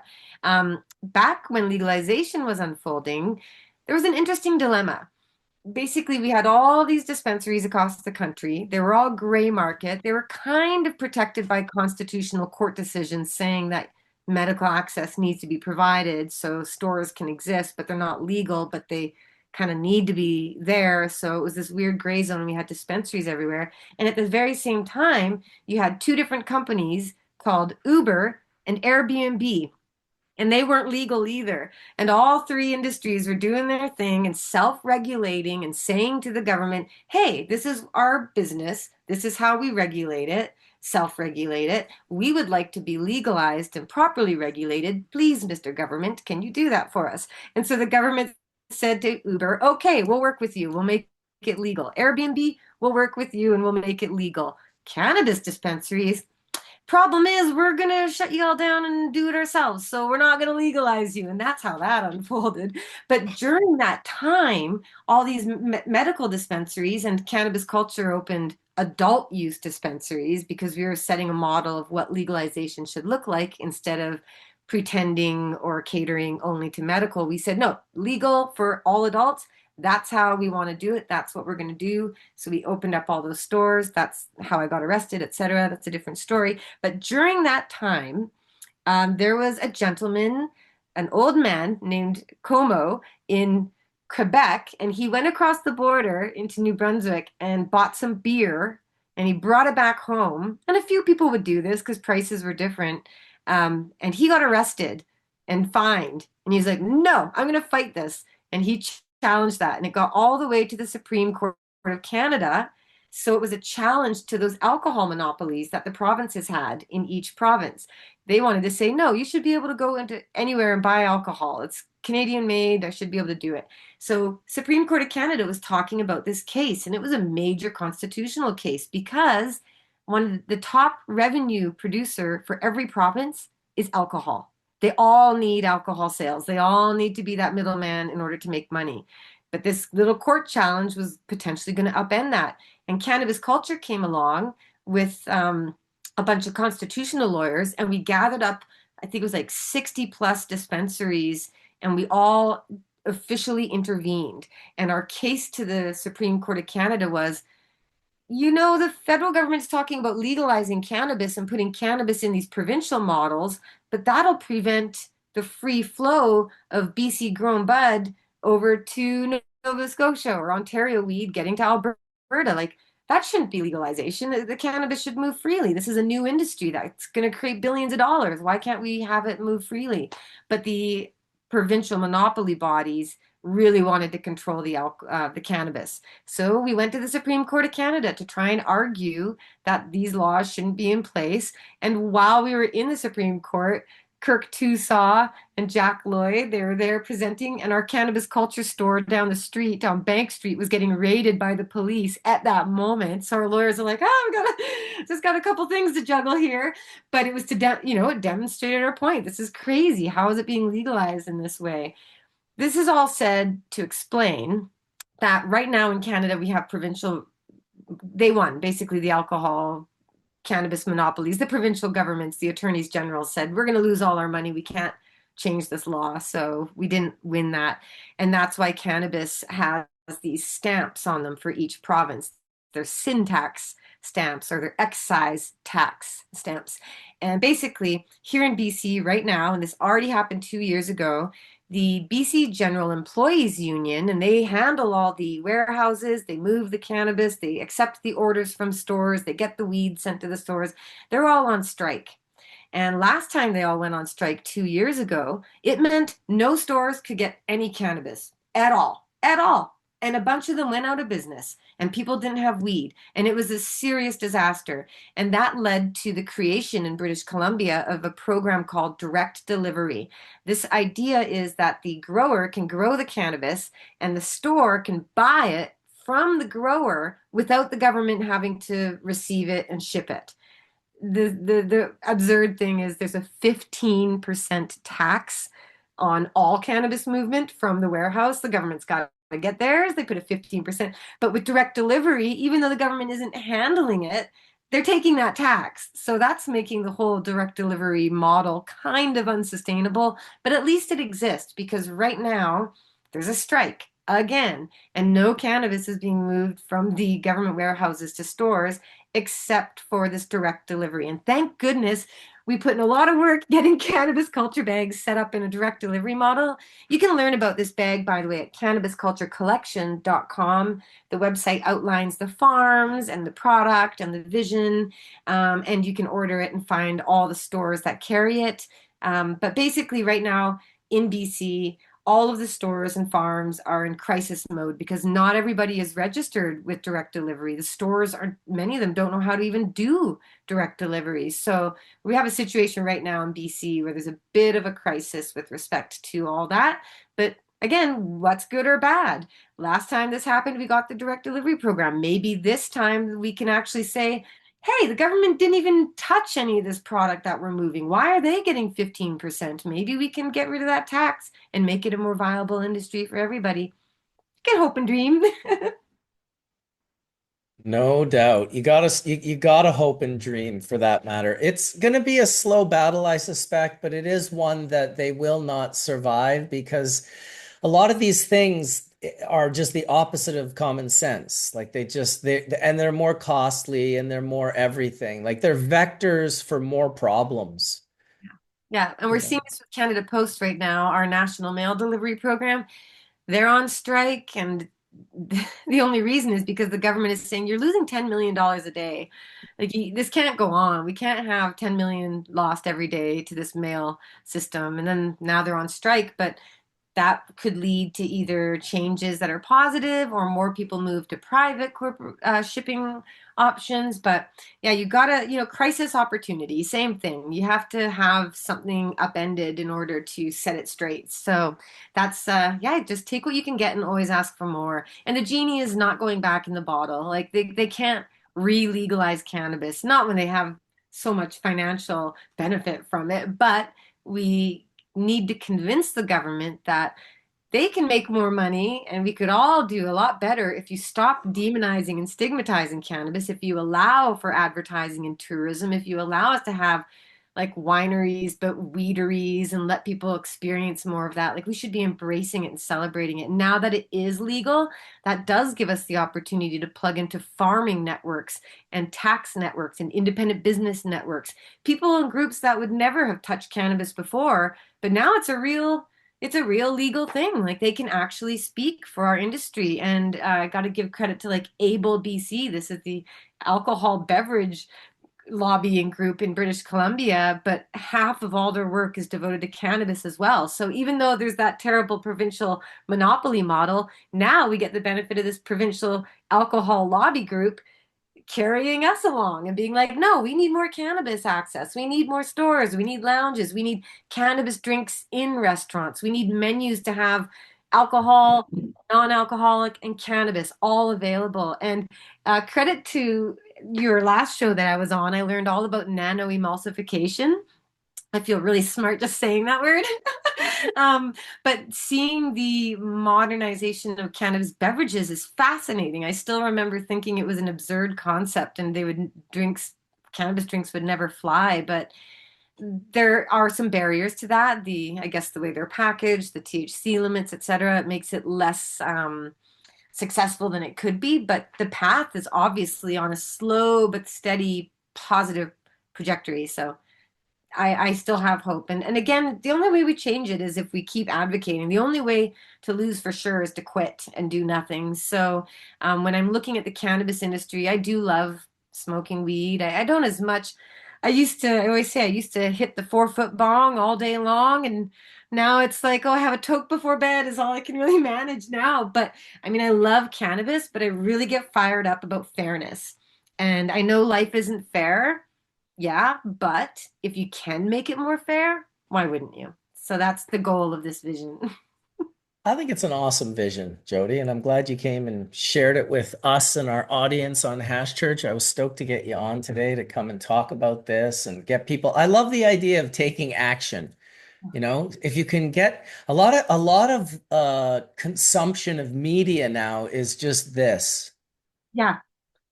exactly. What if while you're doing that, you just scan a QR code and click the here's a little handy button, take Take action. action. Yeah. And it's literally right on the front bar of the page, right on the right. It's like Exactly. boom, big. You can't miss it. Well, make it easy. Make it easy. And that's how Amazon gets everybody. It's like, oh, buy with one click. Dang, too easy to not do it, right? So the idea again being if our community is connecting online and in stores, because you can buy it in a store, having these posters up, I mean, that's my dream. If we can raise donations, I want to ship these posters to every retail store in BC, get them up on the wall, because when I've been visiting stores and talking to them about this, they're like, yes, absolutely. Please, let's do that. But of course, it takes resources. So, but it takes a team also.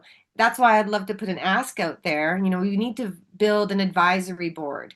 We need to be told about the different groups and advocacy efforts that are going on. And if we can build a team and we can start with some volunteers, I know I started this whole thing saying you can't rely on volunteers only, but the goal is to start with that and add on real team members full time to create the media, to do the video clips, to go and actually meet with the politicians and sit down and talk to them. And again, that we can't do it all ourselves, but that's what I'm seeing other groups do. And I want to highlight that. And I want people to go to Fair Cannabis and say, oh man, I didn't know that existed. Or, oh, that makes it really easy to talk to my member of parliament, or just automated letters. You don't even need to think for a second. You can just click send and you've already made an impact. So reducing the friction and making it super easy for people to take action is number one. But of course, building this into something bigger and more effective is my vision and goal. And I cannot do that alone, even though I'm kind of a lone wolf type. I know you need a whole team. So I would love to have anyone with ideas or suggestions or donations or whatever it may be, go to faircannabis.ca first of all and just take a look at the whole concept laid out there. And if you want to reach out to me personally, please do. I'm Jody, Jodie, at cannabisculture.com. If you have ideas or of groups or companies or whatever it may be, I am more fired up than I've ever been before about the advocacy. And like again, I like weed and everything, but selling weed isn't really my thing. Running stores isn't really my thing. What I care about is effectively communicating and articulating what the problems are, how we can fix them, why we should fix them, and giving the steps to get that accomplished. So that's what I'm here for. Next round. Well, you I are think, appreciated. Go ahead. can I say one thing? Just the biggest issue is overproduction. Like all that other stuff is great for if you want to try to make it fair, but you can't force fairness economically. You have to Right. make it economically fair, and then the customers will make their decision at the store. And really, the biggest issue that we're seeing is overproduction in legal facilities is the number one issue, period. It's not even a question. Like I would estimate in the United States, it's probably about 40% of people buy legal weed, and then about 45% of people buy legally grown but sold illegally weed. And then about 5% of the market is actual black market growers like they were back in the day, home growers. And you can see it by one evident thing. Grow stores are almost non-existent in most legal states, Yeah. right? So the home grower has basically completely dried up in that sense, right? And I think Vermont might be one of the only states that has a production cap that actually there's still overproduction because there's so many people that want to grow and it's still too much, but it actually has a somewhat reasonable production cap that actually makes sense. Vermont's And regulated market, Fletch, is a shit show, man. Don't let right. anybody snow you. No, It's a yeah, I'm not saying shit it's show, good. race to the bottom. Yeah. And Right. the weed at the dispensaries here in Vermont sucks. Oh, no. That doesn't say that there's not good weed grown in Vermont. There's great weed grown in Vermont, but Right. it's not at the stores. Right. Well, and they had one of the like most aggressive production caps trying to prevent overproduction. And so this is, California is a perfect example of it. Washington, Oregon, we've seen it in every state. Canada is a great example of it. There's too many monster grows, and they're oversupplying not only the legal market, but also the illegal market. The vast majority of these big grows literally can't survive without all the illegal weed they're selling.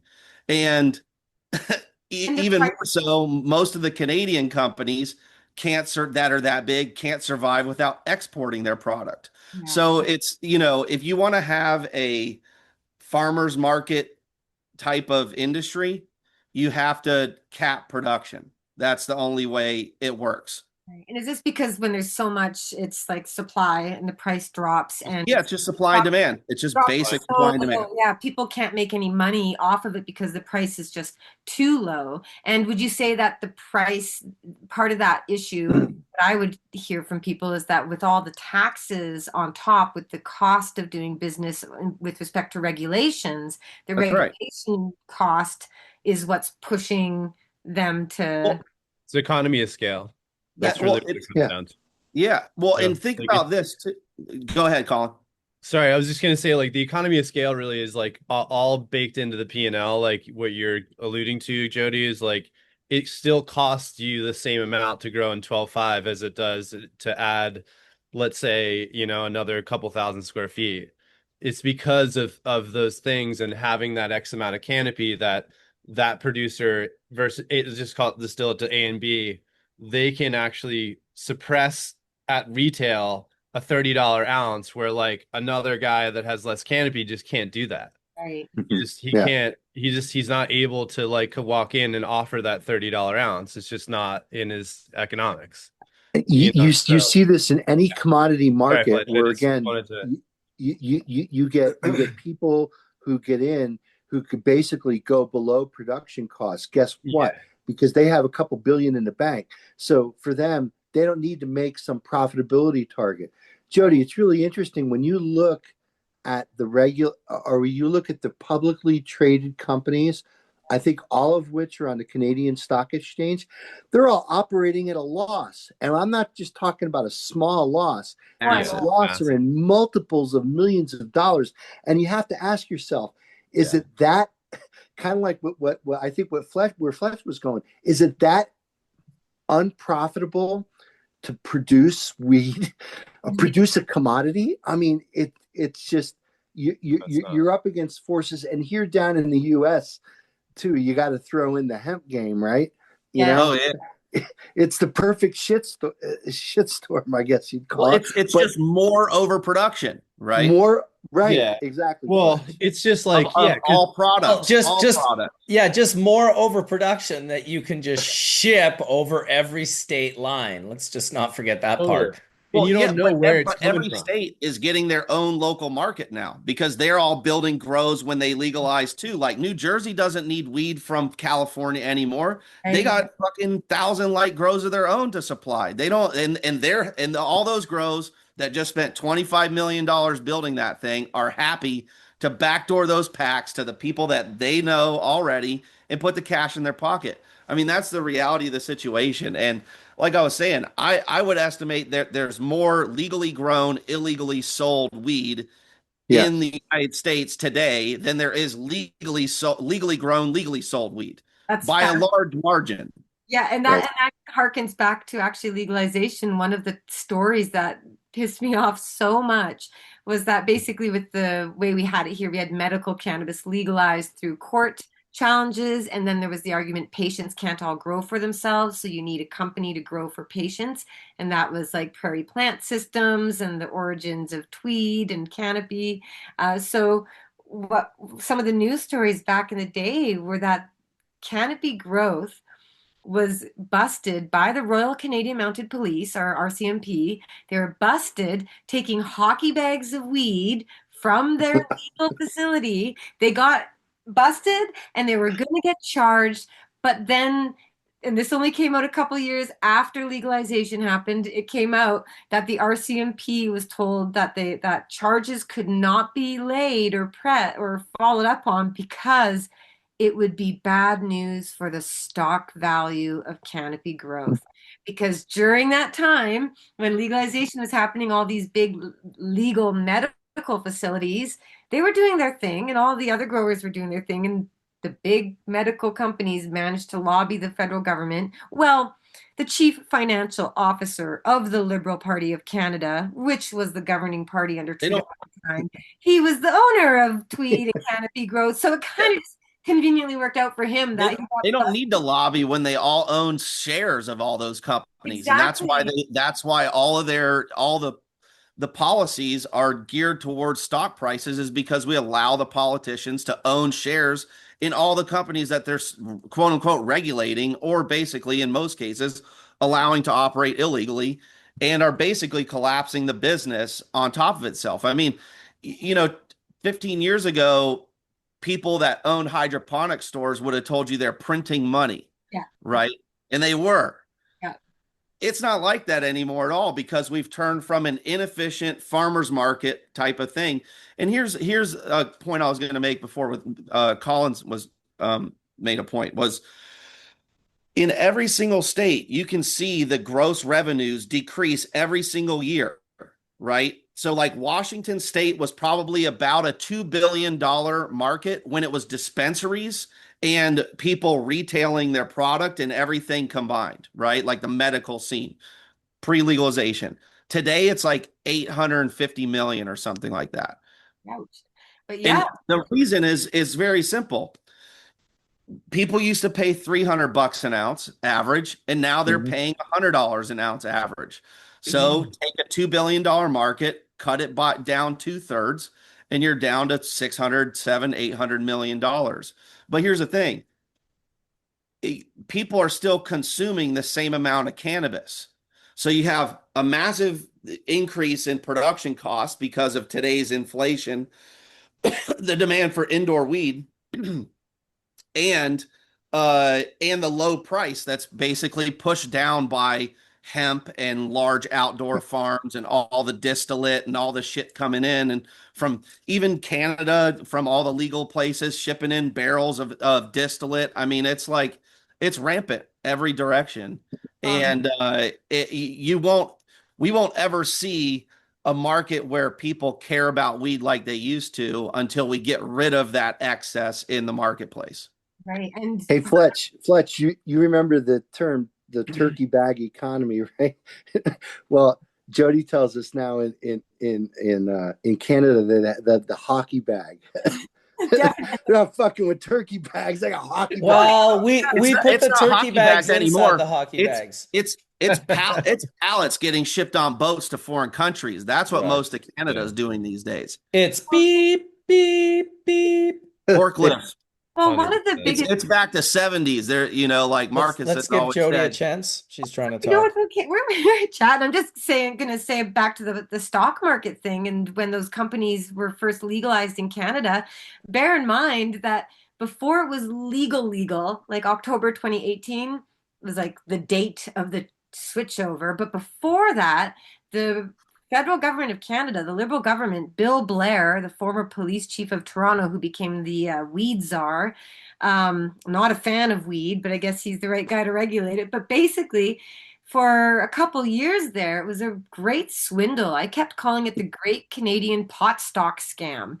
The federal government basically said to Canadians, hey, we're going to legalize it. And everyone's, yay. And they said, and the only legal producers will be the current medical facilities that currently exist. Everyone else is a no. But guess what, Canada? These companies, owned by a bunch of cops and politicians, but these companies are on the stock market. Guess what, Canada? If you invest your dollars into these companies, it's a guaranteed paid off, an $8 billion industry, yours for the taking. Give us all your money. And it was such such a scam. Like people put their life savings into it, and those who were wise to the game put their money in and cashed out or would put in, and they knew how that game worked. I'm not savvy like that, so I didn't do any of that.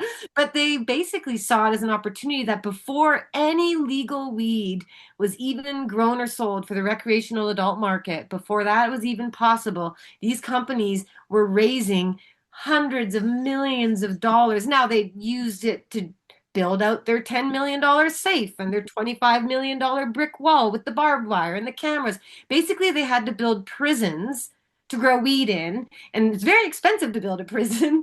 So they had to raise all this money from the stock market, and all these Canadians put their money in, and they knew it wasn't going to be sustainable. They knew they were growing a whole bunch of swaggy garbage weed. There were endless reports of all the different diseases and pests and bugs and mold and rubber gloves and all sorts of stuff in the legal weed that was being produced by those few companies. So it was pretty much a giant swindle. And it, like you said, Mark, they're still making tons of money. How do you lose billions of dollars and still get paid a couple hundred million a year to run that gong show? I mean, I don't tell me Oh, how. they're skimming My off the my top. guess, my guess is this, because it makes economic sense.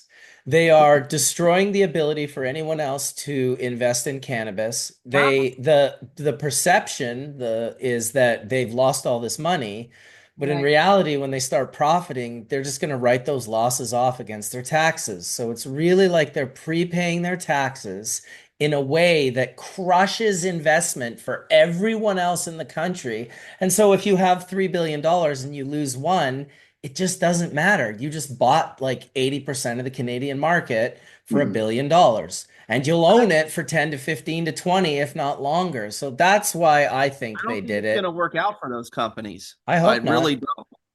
But Because it doesn't work. It like if that worked in commodity markets, especially perishable agricultural goods I markets, don't think it would, then but this is a then new we market. wouldn't have USDA subsidies. We wouldn't have farm subsidies. Like Yeah. those big mega farms actually don't work on paper. They don't pencil out to the tune of billions of dollars a year. Right. They were So subsidized here as well, actually. There were lots of news 100%. reports of that, for sure. Cannabis is not, and that's food that 100% of the people need every single day. Now we're talking about cannabis, which is But 10% of the here's the consumer, thing. So which is too easy to grow too much. I went and visited some greenhouse growers in like Delta area. And they're a family. They have about $150 million in greenhouses, and all this is like massive greenhouse infrastructure. And they grow peppers and they grow cucumbers for a couple of different markets, and they make their money doing that. And I asked them, like, what do you sell like a cucumber for? He's like, I don't know, it's like 15 cents a pound or something. I'm like, how the fuck are you making, how the fuck is nobody in cannabis able to make money because they can't sell it for $3,000 a pound anymore, but you're making money off of this? He's like, oh my God, we make millions and millions of dollars. That's what, yeah, we got all these big There's greenhouses and we only ship them. there's only one He had a cucumber in the cold store, room. though. You He had a know, he had a cold room, dude, that was like, I want to say 150,000 square feet, that he just drove pallets of vegetables into and just sat in this room that was like, like 0 degrees. I just couldn't understand. I get it. We have many different varieties and this, that, and the other thing, but it's like it almost seems like we've shot ourselves in the foot. I hear people all the time, well, it's not even worth growing it anymore. I can't even get like $1,500 a pound. And I'm just like, $1,500 a pound is a lot of fucking money. well, I mean that's why you can't find good weed in most stores. Is because it's not economically incentivized for someone to put in the time and the energy to do it for whatever that price is after the taxes, That's what I'm production, saying. employees, everything else. It's Yes. like fuck that. Yes. I can grow Yes. 8 lights at my house and make more money. Fuck growing 100 for the man. And I that's feel that's like food is the but same way. like that's why the less than 5% market in the US that's still illicit producers, that's the dank weed market. And Right. everything Right. is just the everything out of the factory farms, whether it's legal or illegal.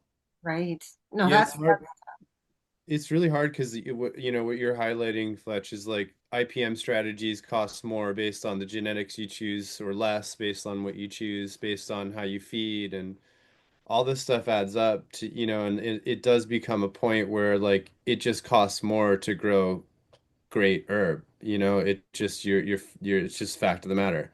So, it's a little harder to justify that, I think, as I've seen it scale. But there are some really great producers at scale that are doing it well. It's just they're overshadowed, to our point earlier, by these overproduction, you know, race to, $2 on the eighth or whatever. If you walk in, this is on sale versus this living soil that's not, it's tough, like there's a lot of deciding factors that, consumers have to swim through before they make a choice. So it's clouded too, on the retail side because everything's the best. Everything is, you know, everyone's growing Kush mints, right? Everyone's growing a version of sour diesel. And it's confusing to, to your point, to walk in there and actually know who you're buying it from. But it's back to your point, Jody, what you're doing is really great is, you're trying to build an authority of trust, right? Where you can come to you and you're like, look, when you come and buy our bag, it's going to be consistent. It's going to be this because we put our time into that.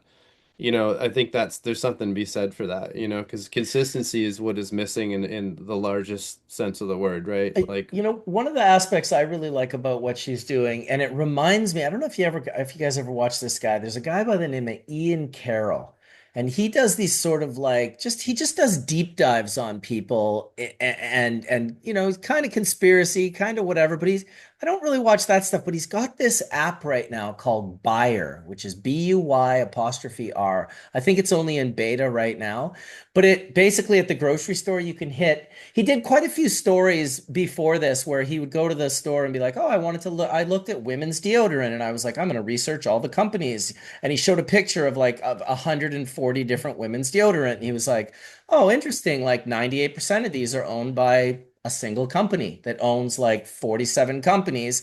And he showed just one little like 5 pack of deodorant that was a different company. So it'd be like, there's certain people that would find that very valuable. So he created an app called Buyer that you use the camera and you can hit the barcode on the unit and it'll tell you like Unilever, the name of the company, and it'll tell you whether it's a big company or whether it's a small sort of company. It'll give you a little bit of history and background on that company. I've only seen a little bit of it, but it seems like it would be a cool aspect for you guys to do with Fair Cannabis, Jody, to have a Fair Cannabis app where you could and I think John was even working on something like that where he had an AI thing, John Burfello, where you took pictures of any of the products and then it would give you a breakdown. You could go a little further and kind of, like write the stories for the companies you believed in. So when people did hit that barcode, maybe all that information comes up, but right at the top, what comes up is Fair Cannabis and Take Action. Well, and that's part of the vision too. We have a QR code on the bag, and for now, this first release is just taking them to the website to learn about the idea. But the vision was that again, we want to highlight these farms and let people go buy the weed from them. Like we'll introduce you, but go support them at the government store, wherever you have to go. And the vision being, if we had a larger team and doing videos and interviews and showing the farm, showing the process, so that every farm and every bud you could scan the QR code and get the story of it. And we see that all the time with products these days. You buy a coffee mug and you can scan it to see where you're donating, or 10 Tree clothing and that sort of thing. So yeah, the vision is definitely a lot bigger, that's for sure. But yeah, I'd love to. I mean, I guess part of this conversation is also we need to admit that we are the heady types. We are the ones who are the connoisseurs, the aficionados. I mean, when you think of wine, for example, I'm one of the people, I'll just drink whatever. I don't know what it is. I can't tell the difference. Wine is fun, but there are people who really know and they understand the points and the year and the grape and the this and that, the region, the terroir. That's a smaller part of the market, and they'll drop that $100 on a bottle or whatever it may be. But most people won't, because they're just buying a little wine in a box or a screw top just to have at the end of a week. And that's probably the cannabis market now too. Aside from all of us who loved it and we bought it and grew it and shared it because we cared, and the law be damned, we loved it so much we were in there. That's not really the same market anymore, I imagine. There are a lot of consumers out there who are just ready to Yeah. buy whatever. They wouldn't even know they're smoking swag and they don't care either. And that's a bit unfortunate. And that's why our job is to educate them about what good cannabis is, clean cannabis, growing Mhm. practices, etc. So yeah, there's a Yeah, big my daughter works at Happy Isle in Horseshoe Bay, and she tells me, she's like, you wouldn't believe, Dad, like everyone uses cannabis now. Like it's like everyone in our I see everyone from our neighborhood. She's just like, it's a lot of people. And I'm thinking that is a pretty cool aspect that what we knew as the cannabis culture, the cannabis scene is definitely it almost like fractured off with legalization, kind of left a lot of us behind where we were just like, no, we're still this group. I was lucky because I had Dave as a mentor. And, one of the funny things about Skunkman Sam, one of the things he was really particular about was that he was only fighting for cannabis to be allowed and accessible, but he didn't care who controlled it or profited off of it. He just didn't care. He's like, I don't care. I don't fucking care at all. I just don't more, fucking care. the more the Yeah, better. yeah. He was like, whatever. He's like, and so I was like, that helped me. Like when I first saw like cops and judges investing in the companies, I was like, at first I was like, these motherfuckers. And then I was like, wait a minute. I'm like, yeah, who cares? You Well, know and what? also I think maybe I'd rather, what's that? Go ahead. well, maybe they'll change. Maybe it'll Well, actually be maybe. a catalyst of change for them. Maybe they'll smoke that joint and they were a former cop and suddenly they're questioning their life and trying Well, it's to like the better song Adam Bowen wrote about your ex. The American government has consumed cannabis in the form of Mark Emery. Mark went to prison, and then the guy who prosecuted him literally brought like legalization to sat Washington beside me. State. What Yeah, the sat beside me and called for legalization, and that's so true. And I think there's so much opportunity here still down the road in the future. And when you said like everybody's using cannabis. Yeah, you go to a store, there's Granny with her walker, there's some youngster who's a hip hop head or whatever.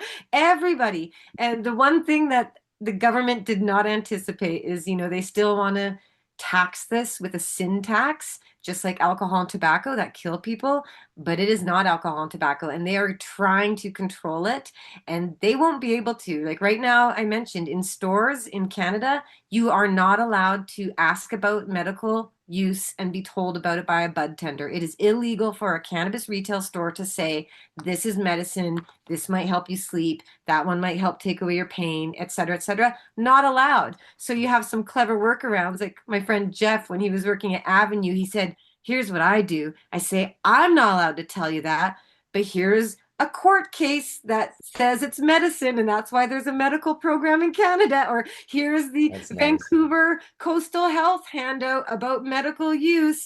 So he's like, I'm not saying it, but a government body was saying it. And even though the government is saying you're not allowed to say it, and that conflict is going to work to our advantage because people are definitely using it for medical purposes. They're definitely experiencing benefits. They're giving up alcohol and they're giving up painkillers because cannabis is now an option that they don't have to be afraid to use, and that will revolutionize everything. We're just only in year 7.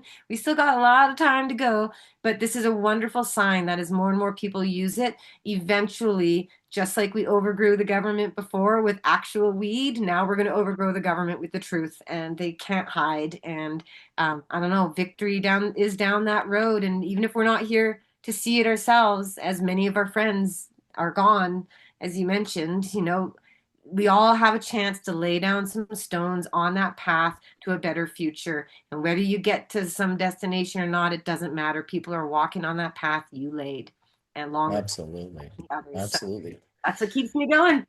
Yeah, you know what keeps me going? Looking at the bud Fletch grows and smokes on Twitter. Can you show that bud again there, Fletch, if you don't mind? So nice. I can't remember what it is, but I'm sure he'll know the name of it. Probably fucking bred it. You're muted. He absolutely fucking bred it. Of course he bred it. What am I talking about? You're muted. Unmute yourself. Show your bud. And make sure you show it in front of your face because you got the oh fuck yeah. Dude, look at that. Oh, it Oh, went look at blurry. Frosty. Jesus Christ, dude. I'm telling you. Is that the one you put up on Twitter like yesterday or today? Yeah. What is that? It's Moombo 99 cross with Moombo 24 F2 number 31. Jesus Christ. It even sounds It's threatening. just like an inbred thing. I called it new diesel though, because everybody that I've shown it to, they think it has diesel in it. Yeah, you were Um, saying that on Twitter that it yeah. had this diesely moonbow-esque flavor profile. Yeah, It well, like looks the 99 when I selected that from the first population, I always said it had like a diesel sour D kind of tone to it. It has like some of that old school chemi gassy kind of back end, and it breeds that trait into the progeny as well. I got very original diesel. You It's got got some a real. too, Jody? Well, It- I realized I've been talking about, you guys all know about weed, but like in this bag, I thought, why don't I just show off some of these buds too and tell you what they are? I didn't even mention that, but you all might know the background and lineage. But our first one from Sweetgrass is 91 octane, and so this is our kind of a more of a chunky. I think that's foxtail-ish, you might say. I'm Yeah, yeah, that's sure, definitely but that's chunky and foxtail. It looks really a pretty little more. coated. Okay. Sweetgrass grows phenomenal cannabis. They're Oh, from the Kootenays. They are like In fact, he also, the gentleman, one of the owners at Sweetgrass also has a restaurant in Nelson, and it is banging. It is so fucking good. You can like if you went to his restaurant, you'd be like, this guy probably grows good weed. And if you smoked his weed, you'd be like, this guy probably makes good food. well, you can tell, right? Like that's the love. You can tell when people are growing it with passion. That is what differentiates the factory farm weed from local craft cannabis. And this one's my personal favorite. It's Banjo. I wish I could get some better lighting for you, but a beautiful, I guess it's called a hybrid. And this is grown by a husband-wife team on, it's called Seastone Farms on Denman Island. We have so many little islands out here, and I guess there's a lot of legacy growers who jumped through the hoops to get in there. But and the final one, this is for those super sativa type fans, is Love Haze from Salt Spring Magi or Salt Spring Magic. Hold your hand up Oh, behind it so there's no background. Now let me stop talking and pin you so we can see if it went straight. And then also stop turning it for a second. It should grab. oh, I wish I could get it better for you. I know. We It looks pretty. do have some photos and such on our social media and everything, but I think the fun part about this again is the idea of introducing people to it's like a little fun dip pack. You're like, all these different flavors, how do they compare and contrast? Which is such a different experience from just opening one bag, enjoying it. But when you get to like notice the differences and then educate yourself about, wait, what is it that makes that love haze hazy? That's like a great educational experience. And my own preference is anything that I mentioned, cake or cookies or pie. I tend to like those. So I guess I like the baked good style. But if I knew what those terpenes and such were, I could probably buy weed being like, just look at the label and go, oh, it's got that thing in there that I know I love. So I'm still learning too, right? And this is what I'm saying. The consumers out there don't really know anything except THC. And a bud tender will be like, do you want more THC or CBD? And I'm like, well, I don't really care. That's not what matters to me. So it's a shame that we don't have the ability for more in-person experience with the flower because the nose knows, as many people say. But anyway, that's what we've got on the market right now, and hopefully some more releases from other great farms in the future. So it was Sweetgrass, Yep, Seastone Farm Sea and Stone, Salt Spring Magic or Salt Salt Spring Spring Magic. Magi. Yeah. And Yes. I swear that guy was legacy because all that Moby Dick and Love Haze and the things he's bringing forward, I'm like, oh yeah, I know this from the old days. That's hilarious. Yeah, Hi, Salt Colin. Spring is amazing. Take care, Colin. I see Bye, you. everyone. Much Taking love. off, Colin? I gotta go. Unfortunately, and much love, everybody. It was a pleasure, Jody. Amazing work. Love to talk to you about your organization. I think we need more of it across like the whole North America, to be honest. Um, 100%. The US it's has so much to offer, by the way. The fact that you yeah, have such advanced packaging abilities and so much more knowledge, so many test yeah, cases of what works and what doesn't, that's valuable. yeah. No doubt. Yeah. Much love, everybody. Fletch, Dr. Mark, ATN, Marcus. Beautiful Peace, show today, brother. everyone. Peace, Thanks y'all. for coming out. anytime. Yeah, it went pretty flawlessly, right from 2 hours of Slinger right into an hour and 35 minutes so far of Jody, which we really appreciate. It's been great. We're hammering out in almost 4 hours we've been working here today. So, and I got up really early. I was in Whistler last night and I woke up this morning and it was like we were checking out. I wasn't sure if I could get the late checkout.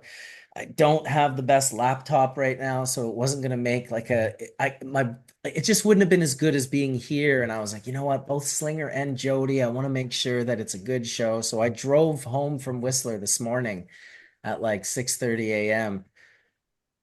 to get here at 7:30 a.m. and just make sure that I had this shit to hold down. So very, very happy about that. I feel like I don't want to like volunteer Etienne, but Etienne is someone you should absolutely speak with in regard, at least a private conversation about fair cannabis, and he's just like the king of kings down there when it comes to all things cannabis activism, and not just down there, really, like at the UN and like everywhere. He's Oh, doing it fabulous. up. Veterans, like, yeah. Yeah, we my dispensary turns 26 years old next month. So Congratulations. That's over a quarter century. That's nothing to scoff at. 26 isn't as sexy as 25. It's not as round as 30, so you're just plodding. It'll be quiet and chill. But no, I mean we've gone through all those regulations, and it's really fascinating because the Bay Area is it's kind of a megalopolis of cities, and in the South Bay is San Jose State University.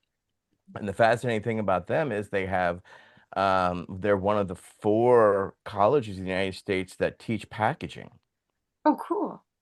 And packaging is its whole thing. And they have every type of environmental and as well as, yeah, they're a great reference because all of his students are in the real world doing all of the things. So there's mushroom packaging and stuff like that. The problem is, of course, it's the cost. The big problem we have here in California is, they want child-proof packaging, but by having child-proof packaging, we have hit the trash limit at the level of pharmaceutical packaging, which isn't good. I mean, just the sheer amount of what's used in a cartridge. Cartridges are the darling of everybody. I saw a t-shirt that says something like, oh, Gen X had to, use seeds so that roll seeds so that, the millennials could smoke their bongs so that, today, they're using vape pens, Right. right, in the stores, which is, of course, true in the reality of how the secession has come along. However, that's all made in two factories, right? And on top of that, it's not regulated. It has all kinds of environmental issues that are huge. So it's rather fascinating how we allowed the modern roach of the day to be an absolute environmental hazard, and that at least my governments and state governments here in the United States have willingly given that authority over to the distributors, manufacturers, as opposed to holding them accountable because they can't be recycled in any way, shape, or form. So, if anything I could plead to y'all to do is stay the fuck away from cartridges and from that type of convenience. It's an environmental nightmare, biohazards, and due to the inability and due to its complexity, there's no way to recycle them. And uh, if anything, go against it. Don't allow for it to ever get a foothold. It's a real problem. Even though there is, better technology available nowadays, it's just been really sad to see. I get customers who come back to me with buckets. Hi, what do I do with these? I don't know. You bought them, and that's the best I can do. There's no companies that currently will receive them or take them back, and there's no recycling company in the United States that will touch anything having to do with cannabis right now. So it's rather fascinating. So I just wanted to make y'all aware. I know you're kind of aware of it, maybe aware of it, but just think of the environment. Canadians have always been forward thinking. We will trash everything and then ask what happened, right? So, learn from our mistake here. And that's just a major caution that I would say.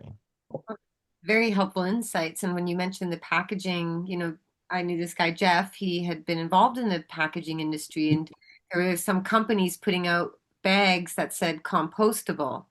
And he said to me, now listen, these companies are paying extra money to have their do good, feel good compostable bags. And he said, but they're not compostable, actually. You put them in a compost, they don't really break down properly. You end up just with all these other particles in compost that shouldn't be there. I mean, he knew a lot more scientifically about it and how it worked, but he was saying the packaging industry is just a whole different ball of wax. And, we've got some changes recently here in Canada with respect to some clear packaging.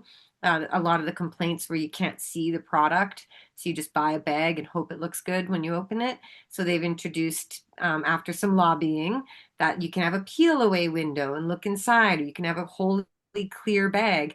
Of course, people said, well, doesn't that cause UV degradation of the plant matter? Like if you have clear packaging. So yeah, it's there's dilemmas all around. I mean, I often wonder to myself if Ziploc baggies have, as a corporation, noticed their money going down, because we all just used to use those sandwich bags forever. But like, Massive decline in sales. Seriously, I wondered that would be a fascinating study to see the decline in Ziploc as, from Prop 215 into Canada's legalization, right? To see what has happened, as well as how much I think would be surprised was sustained, because we know the market and the traditional market didn't go away, but at the same time, it had to be a significant decline, right? well, Well, the same people who make plastic baggies also make parchment paper. So, yeah, Yeah, no doubt. You know, and turkey bags too. I would Yeah. also say that the cannabis packaging is terrible. The fact that you can't recycle a lot of this stuff is beyond terrible, but just try to keep this in mind, and this is not going to make anyone feel better. the positive. Only about, I bet you it's less than 15% of recyclables get recycled. True. And this has been proven time and time and time and time and time again. So all the stuff you do think is recyclable, it's very much like that compost bag, Jody. It's just going to the Philippines and being burned in massive incinerators, or it's ending up falling off of a boat in the ocean. And there was a Canadian guy who literally put trackers on his 2,000 pound. He had like a truckload of waste that he had, plastic, garbage, recyclables, sorry, and he paid a company to he sent it to a company to recycle, and they drove it into their yard and took it off of his truck, and then they put it on another truck, and he watched it get driven out of his yard, put on a boat, and shipped to the Philippines, where he found it at a giant massive incineration company, where he went down, flew down, had his cameraman, and like ripped open the garbage and showed all the Canadian branded recyclable, sorry, not garbage. So this is another sort of problem that we have, in the sense that how much stuff that we make is being reused and recycled, because I think it's probably a much smaller number. I think sometimes it's dangerous to think you have something. It's like, oh, we have recycling programs. It's like, yeah, but like, are they accountable, or is anyone like, because obviously, if it becomes completely non-economically viable, then it ends up on a boat to the Philippines to be burned. Think how much diesel you got to spend to ship that trash over there, Dude, right? It's like it doesn't even dude. make sense. The only reason it makes sense is because they're taking taxpayer money and spending it on your recycling to do it, right? It's Yeah. just a money laundering scheme, Well, then basically. they can't burn You take the plastic in taxpayers' Canada. money, say that we're going to recycle this shit for $10,000 a ton, and then when they can't recycle it economically in Canada, it's still the amount of money they're getting from the government is still greater than the diesel bill, the shipping bill, Yeah. No, and then they still burn it in Indonesia. it's a cultural Oh, revolution we need. And, you see people returning to canning their tomatoes and stuff. And yeah, maybe one day we'll all show up with our hemp bags with our little glass jars inside, and we fill up with the weed and no waste at all. But obviously, these are much larger challenges. But if If I, you have no overproduction, right, I then think the weed won't sit ever, And then literally you just drop it off at the store and it sells immediately, Yes. just like the shop used to crack. Like, right, ATN? Right. Fresh moving on that rotation, absolutely. And again, In and out. I'll go back to my dreaming and hoping phase of, you know what? Again, cannabis Well, is it breaks down barriers. It helps people think outside the box. And so I think one of the positive things we might see is people coming up with more ideas and solving these problems and doing it from a whole new angle that's never been thought of. I mean, maybe that potential exists because some guy who works in packaging might smoke weed, and after a couple of years, he'll come up with some genius idea that none of us can comprehend right now. Maybe that's possible. You need cannabis delis, you know what I'm saying? So you need the harvest coming right out from the back after the right out for everybody to see. It's got to turn out fresh. We fuck it up when we package it.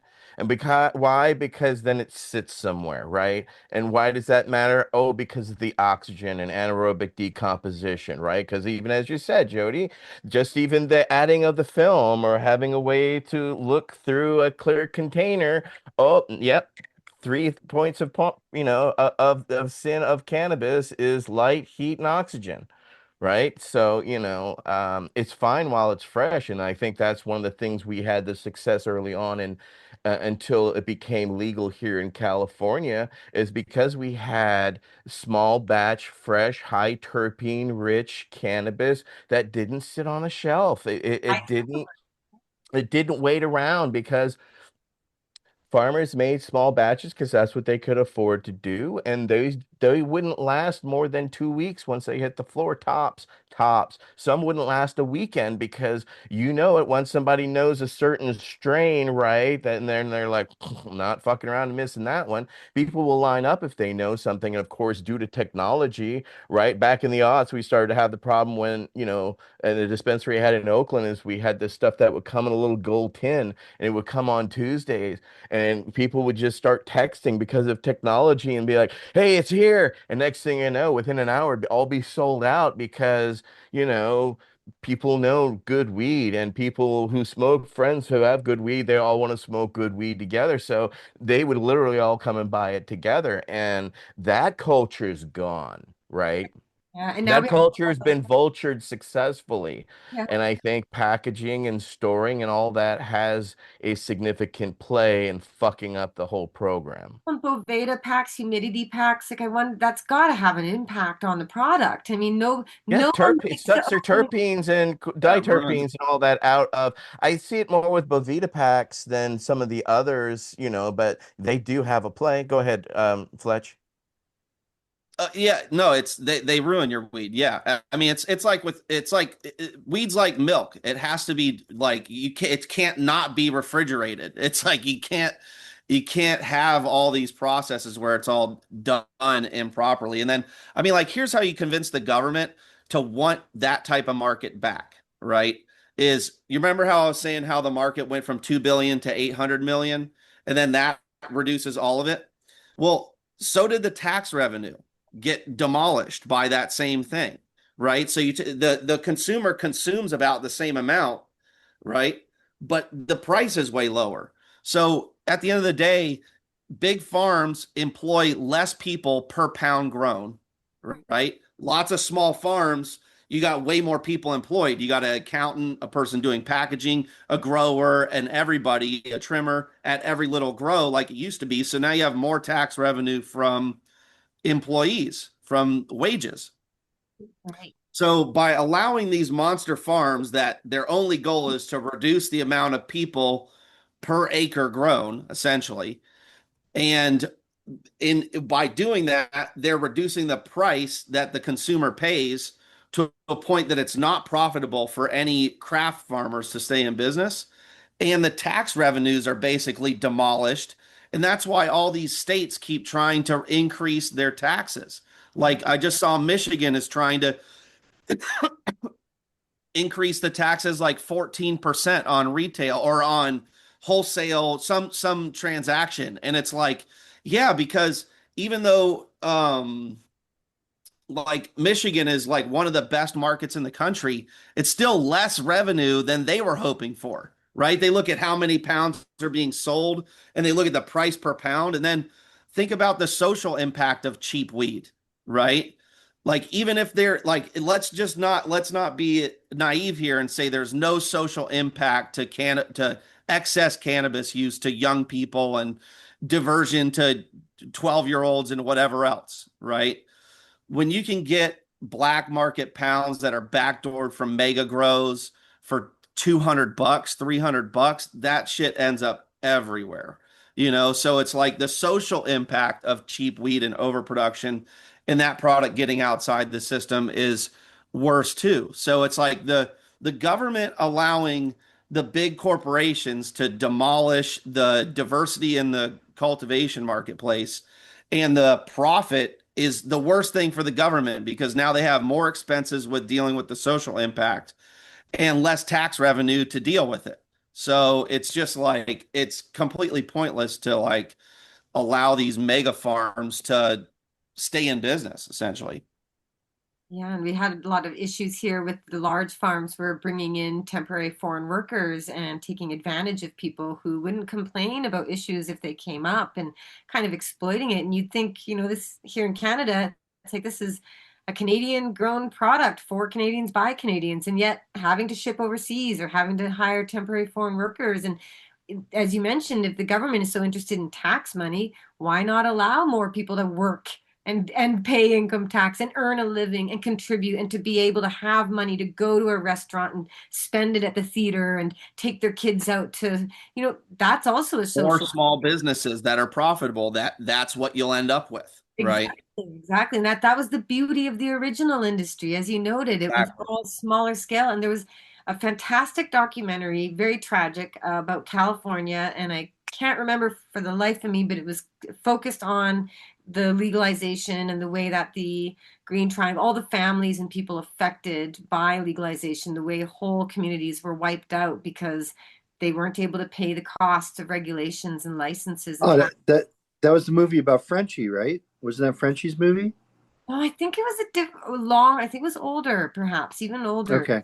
Focused, but it did honestly highlight the criminal exploitation element too. It was showing that there were bad people taking advantage of prohibition to make money, but it was also showing the families and people with kids, and they're like, this is how we pay for their clothing, and everybody here works in this industry, and now we're all being eliminated, and it's just so tragic because we saw that here in Canada too. The number of wonderful growers and people who simply could not keep doing it, and can't meet the costs of the licensing and taxes, and that's a trickle down negative benefit. It's not a benefit, it's a negative that they can't make the money that we all used to make. And another thing is our cannabis industry gave so much money to charity. When there was a lot of money, there was a lot of giving back.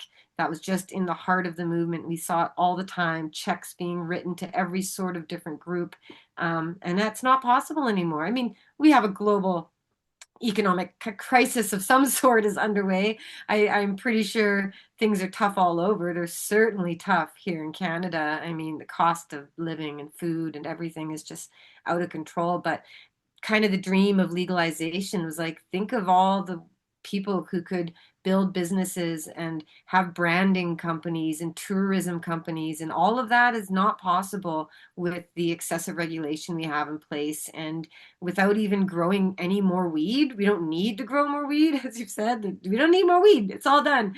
But what about all the ancillary, the outside industries that could have been wrapped around it that are not able to exist? All that creative, brilliant business acumen out there that could create opportunity that doesn't exist as long as this plant is not celebrated. And I think we got to go back to our dear friend Greg Williams, marijuana man. He always said, the government just does not want to talk about what this actually is. Let's talk about this actual plant. Like, it has so much to offer, and yet they don't want to admit the benefits of it. So as long as the government continues to ignore how much this plant has to offer, we don't get to enjoy the full benefits. But we're like a weed, we grow through concrete. Prohibition didn't stop us, legalization won't stop us either. And again, the only sure way to fail is to quit.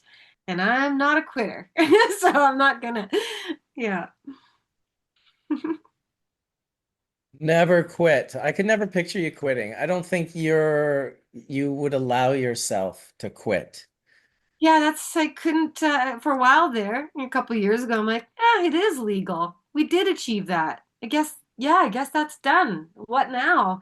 And I play with all sorts of other ideas. Maybe I could run a campground or, like do cooking classes or I don't know what. But then at the end of the day, again, seeing all these legal businesses, meeting the new pioneers, hearing about their challenges and seeing how much passion they have and energy that they want to make things better and they just don't know how because they're just trying to stay in business. And it's like, okay, this is an opportunity. I can be your megaphone and I can shine a light on you. And let's hopefully, let everybody be outstanding in their field and be recognized for that. So, yeah, we'll see how it all goes. And like I said, this is just the beginning. It's a little seed of an idea, and we'll see where it blooms in the next few years. Absolutely. Well, we'll be on the journey with you for sure. So big time thank you for coming on the show and sharing all of this good information. Like she mentioned, you can reach her at jody@cannabisculture.com Ah, that's right. Jodie. and then faircannabis.com as well or .ca. .ca. Yep, That's what I .ca thought. for now. And then when we have our US partners as we branch out, .com and all that, absolutely, that's part of the vision. Okay, And we awesome. don't Well, have to listen, just we don't want to just export bad laws. We need to export good ideas too. I like that. That's well said. I want to thank Marble Slinger for coming on earlier. That was a total trip. Like, really, I quite enjoyed that. Those 2 hours of story time with him. Haven't spoken with him a ton in the last. I bumped into him in Barcelona and maybe a few other times, but we don't phone each other and text on the daily. I think I'm gonna change that and start hitting him up a lot more often because it was just really good to see him. He was exactly who I remembered, hadn't changed a bit, but yet had changed completely in his maturity and in his growth and in his artistic visions that he puts out to the world. He's always doing something cool. So that was really cool. I want to thank Jody as well for coming on. Always a pleasure to listen to you speak. And I've always aligned myself with many of the things that you have aligned yourself with. So I'm always happy to show you support in anything and all things that you do, as is the panel here on Hash Church. I want to Fabulous. thank the panel for showing up today, Archive and Etienne, Dr. Mark, Colin. They knew it was going to be a quiet day because I told them I wanted to really let the, Slinger and Jody speak. But I appreciate you guys showing up and being a part of the conversation always. And of course, the audience, the 300 plus people that watched for the last 4 hours, really appreciate you guys. And yeah, the Press Club for sponsoring, Puffco for sponsoring, Bubble Bags for sponsoring. Really appreciate everything that you guys have done in regards to inspiring the culture. And that's really what it's about, just sharing a little spark, a little flame of inspiration. You can do it. I can do it. We can do it. We will see you next week, next Sunday. It'll be our 40th Hash Church in a row for the year. We've got about 12 or 13 more churches to go before we got the full year under our belt. But yeah, hopefully we'll have Jody back and Slinger back before we end the year. As always, may the full melt bless your bowls sooner than later. Peace out, everybody. Have a good one.